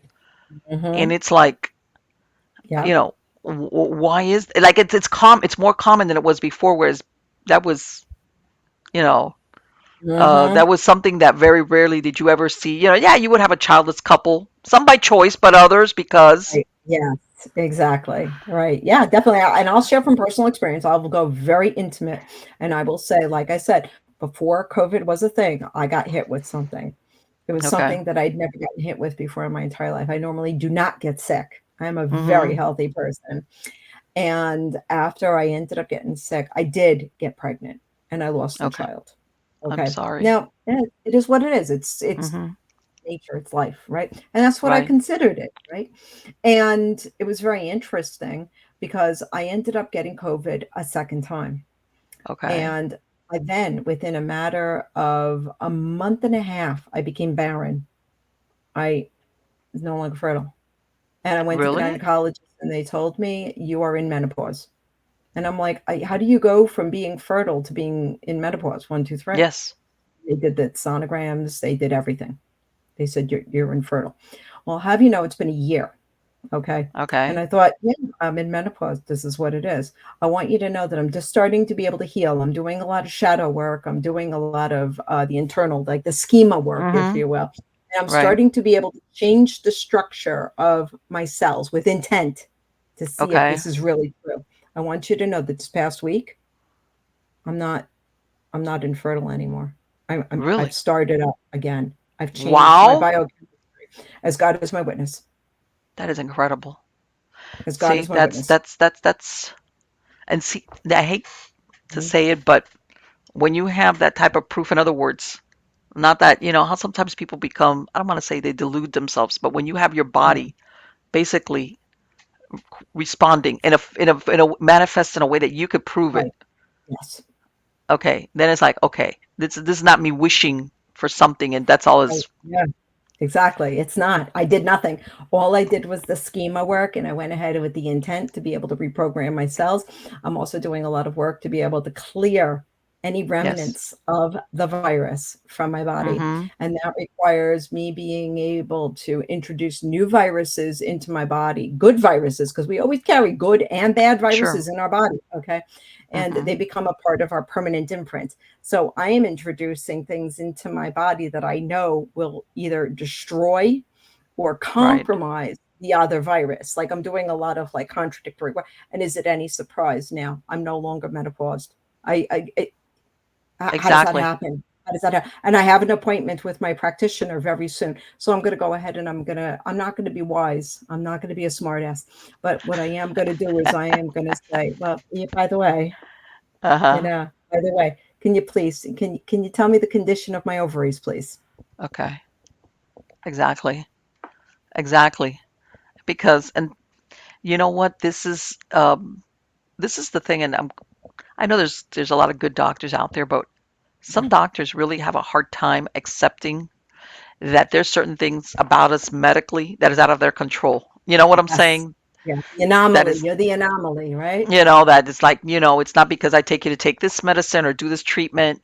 Like, Right. hey, you did this without any help from me. Right, exactly, exactly. And I believe in being all natural. Yes. It's so funny. I was just talking. A girlfriend of mine sent me a message last night. She says, "Oh, the city is being able to give away free 3-year rabies vaccines. Make sure you bring your pets. It's going to be free." And I told her a story that goes back about maybe, I don't know, 20, 30 years ago or so. I ended up bringing my cat to the veterinarian and she ended Hmm. up getting the 3-year vaccine. They gave it to her in her leg. I'll have you know, right at the injection site, she developed what is called a bone cancer, a type of bone cancer tumor in her flesh. It was And it so was right. anomalous. It was in the exact place where they did the injection. And I'm not an anti-vaxxer. I'm not. No, I'm no, not. I know exactly But what you mean. there's always going to be like a question mark. How's it going to react with your body and your truth? Yes. Okay. Yes. And, I will never do a 3-year, something that stays in the body that long, because that Right. costs me, close to $20,000 in veterinary bills. And she had to have extensive surgery, and she lived through it. She lived to be 21 years old. Wow. But yeah, it was a very, very, very long time ago. But, having to be able to, clean the wick, the drainage wick from the wound, from the surgery and everything like that, that's Hmm. something that stays with you. And it says, and I told her the story, and she says, oh my God. I says, you know what? You're better off just doing the 1 year. You're better off just Yes. doing the 1 year. Don't do the extend thing, because you don't know. You don't know if your body's going to react to it. Well, And see that's the now, key, is a that's the reaction. thing as far as pets. Um, a lot of, well, I'm going to say certain counties. I'm not going to say all counties. Right, They, if you want to spay them, right. you know, they Hmm. especially if because usually the counties will have an inexpensive program Yes, so you could spay spay neuter. or neuter your product Yeah, Friends of or your pet. Animals is one of them. Yeah. But Hmm. unless you bring in proof of that they've had their rabies shot, Hmm. they'll give them the shot. Like you can't have one without the other. And then we're going to register them, and then you better pay this yearly fee because if not, Right. and they had a big scam going down in Miami where they were basically telling you, hey, you know what? We sent you a notice that the registration on your pet was expiring and you didn't renew it, and now we're going to fine you. And you know what? It's like a racket up here where I'm at now. It stopped. I mean, I when I was down there, I even went to I took him. I said, I want a hearing. I want a hearing with a board, Good. and I fought it. And no, we sent it. I said, how many? I asked him, how many of those notices? I said, first of all, that dog, I don't have it anymore. But if I would have received a notice, I would have notified you guys. Right. No, because we did. I said, well, let me ask you something. How many of these do you send out on a monthly basis? Oh, like 65,000 or something like that. I said, okay, so every year you send out this a month. So you're going to tell me absolutely, let's go by that. I'm going to give you the benefit of the doubt. Not that you didn't Hmm. send it, that it couldn't have gotten lost. Right. Well, Yeah. they backed down like Of real quick. course. Yeah. And but yeah, even the pet thing, it was like, man, even now there's stuff going on as far as making you do certain things with your pets, and you're not the first one that I've heard that the pets have had some type of weird reaction to Oh yeah. like the rabies vaccine or stuff like that. Of course, yeah, definitely. It's unfortunate when it has to happen to somebody who can't fend for their own, or have a voice, Yes. because they can't say no. I don't feel Oh, good about this, or something's not right, or what have you. So it's a scary situation, yeah. and you're at the mercy of the Oh, yeah. authorities, for lack of Yes. better words. Yes. It was Yeah. um, even I'm not gonna say, but even certain pet shops that they have like a discounted like if you have a puppy and you want to bring in the puppy and get all these shots at the end, if you want it, they register you with like we're going to find out who you are, where you live, where the dog is kept at, and you're going to get this back. And it's like, what if I want to do the rest of these, the distemper and all the other stuff, but not do that one? Sure. No, you've got Right. to do that. You've got to do that. Oh So yeah, I yeah. think they're doing that even now with the COVID-19 vaccines, for the children in the schools now. Let me tell you, my kids are adults and everything. Right. And I'd be, and you know what? I'm a wimp. I'm gonna admit it, Chickie. I'm a wimp. Don't beat anybody up. But I think that that's the one point where I would become like, when you see the women taking their earrings off and stuff. I think that's the Uh-huh. point I would do. I'm taking my earrings off and I'm taking off my shoes. If somebody ever was trying something along those lines with one of my kids, one of my children, if they were young, it'd be like, no, I'm not having that. Oh Nuh-uh. yeah. Oh yeah, definitely. I think that no matter what we do, I think we're going to be, socially conditioned or subjugated in some kind of way, to be reminded that you will know your place as a worker bee. You have no place in the Yes, hierarchy. No. yes. And you know what? Are we I'm hoping that a lot of people, and I know that they're going to do either homeschooling or pod schooling or something right? along those lines because if not, I mean, you know, I hate to, think about what's coming for the generations that. Oh yeah. Oh yeah. There's been a boom even with Connections Academy, with the online schooling and everything.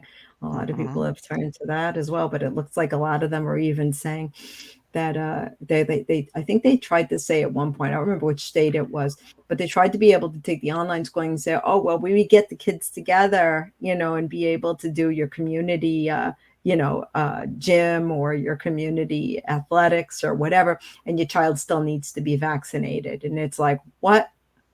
Yeah. Are you kidding me? What happened to free choice? And they're going to try to group it in. I think they're going to do like an all in one, like your measles, your polio, your rubella, Right. whatever it is.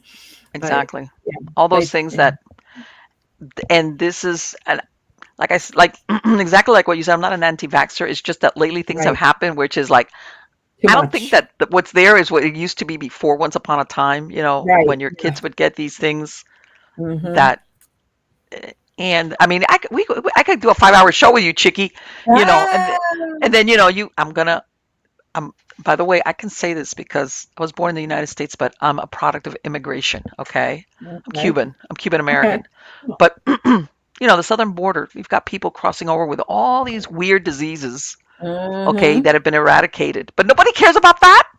Right. Yeah. Hello, Right. polio, tuberculosis, some of Mhm. these diseases are highly contagious, Oh, yeah. Oh, okay, yeah. and nobody, but that's not a problem. But then the flip side is what you just described, where hey, we've got to make sure that you've got a shot for this and that and that and that, Mm-hmm. and in the process, God knows what it's going to do to now it's like a big question mark Yeah, it is. down. It definitely is. Well, I'll tell you something. Back in the 1990s, I worked for Nature magazine Hmm. and I worked with their conference department. It was a pleasure and an honor to be able to work with such a prestigious medical journal. And I ended up meeting a lot of the movers and shakers who are shaping today's medical science, including Dr. Malone. Okay. Yeah, everybody knows his name. Yes. And mRNA, it definitely, he screamed about it. He did, and that's all I'm Hmm. going to be able to say. This is the granddaddy, and they say, no, no, no, he wasn't. But you know what? I was there for it. So I he was there. is. I know, yeah, Yeah. Oh no. yeah, I was there for it. Yeah, I know they can call it whatever you want to call it, but normally, um, things like that where it was like you just that bad word, a choice, and you wanted Yeah, to, and that's evaporated. That's being eliminated out of our lexicon. yeah, Do you want to be able? No, you're not. No, no, you don't have that. You cannot say one way or the other. You're going to have to. right. Yeah, Um, that's true. You have to make a choice. yes, yes, Exactly. yes, yes, Exactly. yes, yes. I So have a I mean, philosophy. I have a theory on this, Marlene. And my theory and my philosophy is that slavery has never gone away. no, it hasn't. It hasn't because it's the taxation. We're still slaves. Yes, All of of us, every course. single one of us. And there's people that are screaming for reparations. God bless them. Every single one of us is a It's like this. slave. It's like okay, you know what? And nowadays, yeah, it is. I mean, you could. Let's face it. You never can say, "Hey, I'm going to pay this whatever it is off, a piece of land, whatever, and that's it. Yeah. I'm done." Well, you You don't own know? that. No, you No, don't. No, you're still no. paying for it till the day you die. Yes, And and then, beyond, yeah, exactly. And beyond, you because never stop. You're a even slave. if you, let's say you pass it on to your kids, it gets reassessed by the county, and then they That's tax right. it at its current value. That's correct. Okay. Yes. So even if, let's say, your parents bought this, okay, you guys, calm down. It's thundering. I know. I have a couple of my, see, I'm using the enforcer guys. Um, Ah, even if, let's say, they held on to that property for 30, 40 years, whatever, and they bought it right, when it was very low and the taxes, once you pass it on to them, right. the county, which is usually the one that taxes, at least here in Florida, they would Mhm, reassess the then at current values, and 9 times out of 10, that place, that whatever it is worth a lot more money. mhm. Oh, definitely, definitely, without a doubt. By the way, I want to mention something about your Yes. dog too. The water is a great distraction. It definitely is. It's the same thing when we have the cats. right? And the cats are doing something they're not supposed to do. You take a can and it's filled with coins and you drop it on the floor and it makes a big noise. But it's a negative reaction either way because you're startling them. They're already startled, right? So have you tried thunder shirts or trying You to know be able what? to do I have therapy? 8. I have 8 of them, and I Okay. have 2 Okay. that thunder. See, there's other one over here. She's Yeah. sleeping. She's like, I don't care. What about heavy duty spandex? Oh no, You no, know no. what I They, mean? I, no, they. You know what that is? They get on top of me. I'll have one stripey. Pretty soon, she's going to be trying to get on top of me, and that That's calms cute. her down. Oh, She'll sit good. on my lap, and I hold her. And the warmth. And this, it's really funny because they all look at me when they pull it out. It's like, oh, she's got the squirt gun. Uh-huh. It's like, Yeah. but and but everybody's, I've got those 2, and then they calm them down, and then they're okay. Okay. I've had them since they were. I how's this? I rescued a pregnant girl with Aw. one of those things, and I ended up keeping 3 of the, and it's like it grew. One of those the gifts that Yeah. keep on giving. Yeah. One of those deals. Yeah. So basically, I didn't birth them physically, but No, I I was there when understand. they were. So yeah, I'm like, even though Mama's here, Hmm. everybody ends up in my lap when Aw. something goes down. And Oh yeah, where's with the my thunder and the come here, lightning. Dixie. Dixie, come here. Come here, baby. This is I'm gonna come here, baby. You do This is know, my I latest know, I this know is my animal latest addition. communication. This Did you is know? my I call her my here, Dix, do you know you pain in the neck?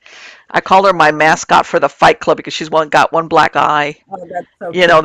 That's her. She's all white except for that one ear and the Nice. one eye. Aw, She's my Dixie. girl. She's Did my you know that I girl. do animal communication as well? Really? Oh Yeah. my God. Yes. Yeah. Well, Yeah. around here it'd be like, because there's always stuff Nice. going on, right, my girl? Aw, she loves you She's so not, much. she'll be a year old in October. Oh, wow. She's very bonded to you. Oh yeah, yes, you are. Yes, you are. Hmm. And well, but she gets into everything. Oh my God. I believe It's like it. whenever when there's a kid that when you lose sight of them, Yeah. run. This is her. It's like whenever it's like, Dixie, Dixie, where are you, Dixie? Oh, She that's comes up too funny. here. My glasses, she'll chew the ends are chewed. I have Oh, to put my thing. If because we you're leave scent. everything, Yeah, the scent is but everywhere. she has something about eyeglasses because she's done the same to my husband. She'll go into the drawer of her nightstand. She it's not that it's left out. She looks for stuff, and Oh, she's that wow. prototypical puppy. She's adorable. But then I know they all grow out of it. So Yeah, yeah, they're my little pack, right? Right, nice. sweetheart. She is Yeah, adorable. She is she's my. so sweet. I feel like yeah, this is my little kid though. I don't Fur have kid. The fur kid. We still consider them. They're they're. little people in their own way. Oh yeah, no. If I go out on the porch and they'll go out in the yard, and if I step back in, they all come back in and watch me. Oh, that's so cute. They Yeah. have to keep line of sight of me, and it's like I'm coming back out, guys. Okay, okay. If we see you, we'll be around because I have acreage, and we'll Okay. be out. But if you step back in, they all come Yeah. galloping in just to make sure keep an Oh, eye on me. that's And so it's funny cute. because that's like we got to take care of you. It's like okay, I get it, I get it. Mhm. Oh, believe it. I totally believe it. Now, have they been trained to be able to do their yeses and their nos? Do they do that? No, the best training they've gotten is that they leave my chickens, my poultry alone. Okay. Okay, and they've all trained all of them so Right. that they don't. The worst, Dixie at the beginning, she would chase some of the roosters around, and then she caught on like leave the poultry alone. Don't do Okay. anything to the poultry. Right. You know. Yeah, I think all animals know what yes and no means. Yes. So you can teach them this is yes and this is no. And then you ask them a question. Do you understand me? I want you to tell me yes or no. And they will do it. Really, I gotta do that. I gotta practice that. Yes. Mine know they know like, and it's really funny because you could tell they look at your facial Yes, they face do. like just to figure out, and they know inside outside. Yes, they Or do. if I'm calling one of them and I hadn't figured that they're here, they'll come up behind me and tap me on the back of my leg, like, I mean, he in here, Yes, you know. definitely. The one thing I should tell you also about those yeses and nos is that some animals demonstrate it in the form of micro gestures. So you will not get a big pronounced yes or a big pronounced no. Sometimes it's just as subtle as that or Really? Okay. that. It's very, very, very subtle. So you have to watch and be patient. Give them like a full minute and you can re-ask the question. Yeah, this means yes, this means no. Please answer the question.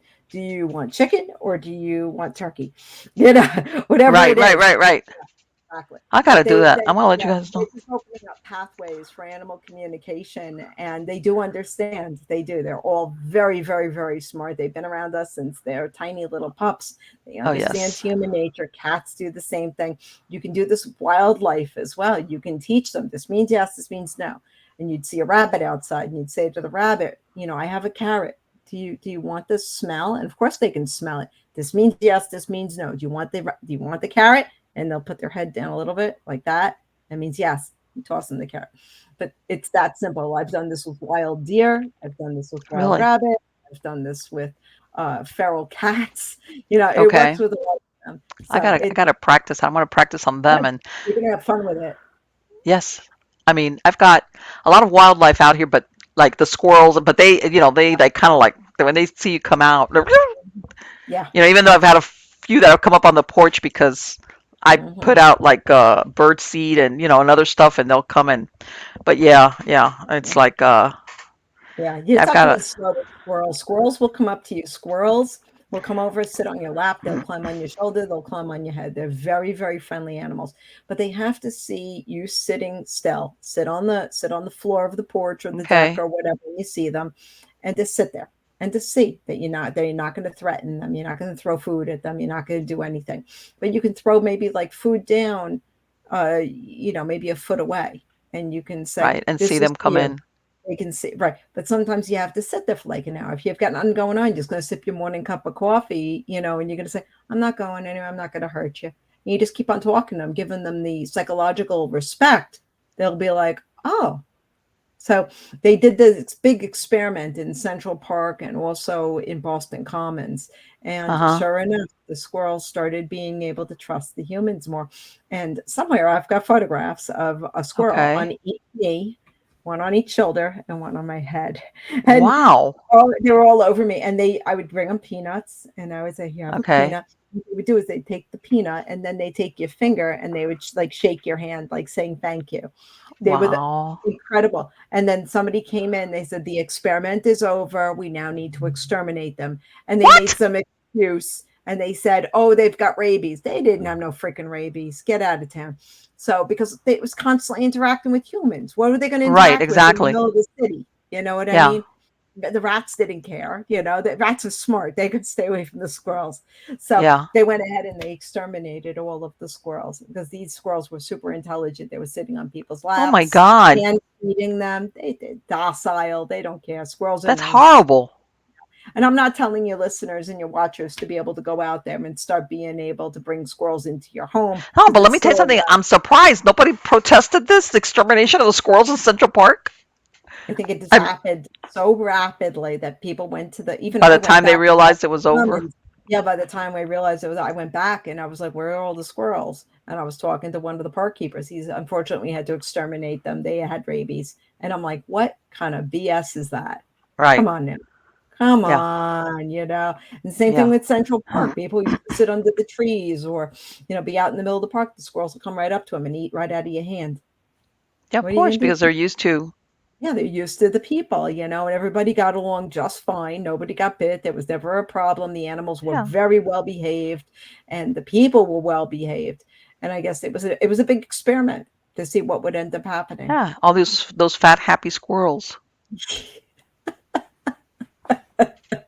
Oh no, So I tell everybody because since I have exotic birds and I have here and then I have the best population of squirrels and animals because down the food chain, everybody gets to eat yes, because I'm always, believe me, oh yeah, so I've got a lot of fat, happy squirrels. I call it, my area is like the sanctuary.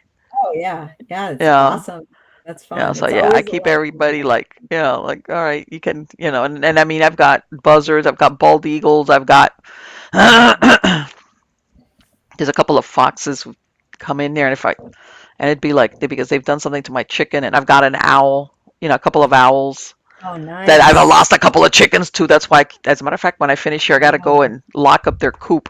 oh But yeah. yeah, but no, I can't go against an animal if it's their nature. Of You understand? course. Because Yes. that Circle of maliciousness is life. something that we think of as humans, and animals is you cannot hold their nature against them. That's Even though true. at times I feel like I'm gonna like if I catch you out here, I'm gonna, Right. but Yeah, exactly. It's a circle of life. There's only so as it much that is, you can it actually is do. what And it what are you is. going to do if the owl or, whatever Right? raptor is out there that's hungry, and it Yeah, goes, oh, this is it's food. it's nothing against you personally. Yeah, It's just that yeah, that chicken stuck its head out, and guess what? yeah, It ended up without a head. yeah. I used to, when I lived in New Mexico, I had wild rabbits that would come Uh-huh. around and I would hand feed them. And it took a long time to be able to build that rapport with them, but they did. And then eventually, the raptors came in and they took them and they carried them off. Next thing I know, I'm looking at my roof and I'm like, it's my bunny guts. Yep, it is. Yeah, it's It sad, but is. what are you going to do? You There's just nothing you stress can the do. I mean, circle of it's like life. the animal's not doing it like, yeah, it's got to eat, and that's the way they also control the population of That's true. rabbits. Otherwise, they would, get out of control. Yeah, But that's yeah, very us true. humans, we're so sentimental. Yeah, it's true. It is very true. I have rabbits in my yard all the time, and I'm like, "Do you want a carrot? Do you want an orange stick?" And they're like, Yeah, "Ooh, good. Yeah, of course, man. We're gonna stick around, man. It's I'm like this gonna, is great yeah, over you here. you will mate, okay? And then what I'm gonna do is when it's time for your population to be reduced, I'm going to be able to take you out. I'm gonna put you in the meat grinder, and I'm gonna feed you to my cats. That's the circle of life." Yeah, there's well, you know what? Around here, I have armadillos also that they make holes, and it's like, oh, you guys, Yeah, So, yeah, yeah, it's just one of those things that. It's just the way it is. It's nothing against us personally, even though yeah, we could that's take it true. personally. Right? Yeah, Chicky, it's true. it has been wonderful to talk to you. I could keep on talking and talking and talking and talking to you, It's been a but pleasure. it has most certainly been a pleasure, and I want to wish you the best of luck. Thank you so very much. I'm gonna put a link to your website on the credits of the Appreciate show, that. Yeah, and I hope that you come back soon and we can keep on talking about all this interesting stuff. indeed. Always a pleasure and, of course, an honor. Thank you so much for having me on the show. Oh, And, of course, for all that you do in your community. You're thank you, appreciated more than you can ever possibly imagine. thank you, Chicky. Take care. Thank you. You as well. Bye bye.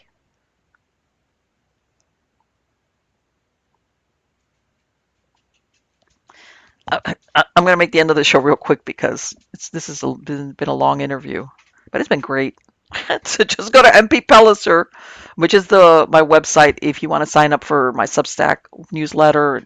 Like I said, I've got all the links to everything, the podcast, the video links, whatever. It's there. You're going to find it there. My books and links to just all the platforms where you can get the video besides YouTube. It's all over the place. As a matter of fact, I remind a lot of people that, if you like on Roku's and all this, if I'm also on the Rumble on besides YouTube, you go to Rumble, you can find me on the TV that way. Not only YouTube but Rumble and other video platforms. You can find the video versions of the show. And like I said on the newsletter, I post also older shows that are still really interesting. I mean, I look at them sometime. I try to look at them like, oh, is this still relevant? I mean, or is this like passe? Like, oh, but no. I mean, I think they're pretty relevant still, and it's interesting. Uh, this thing about the paranormal, in a sense, it's timeless.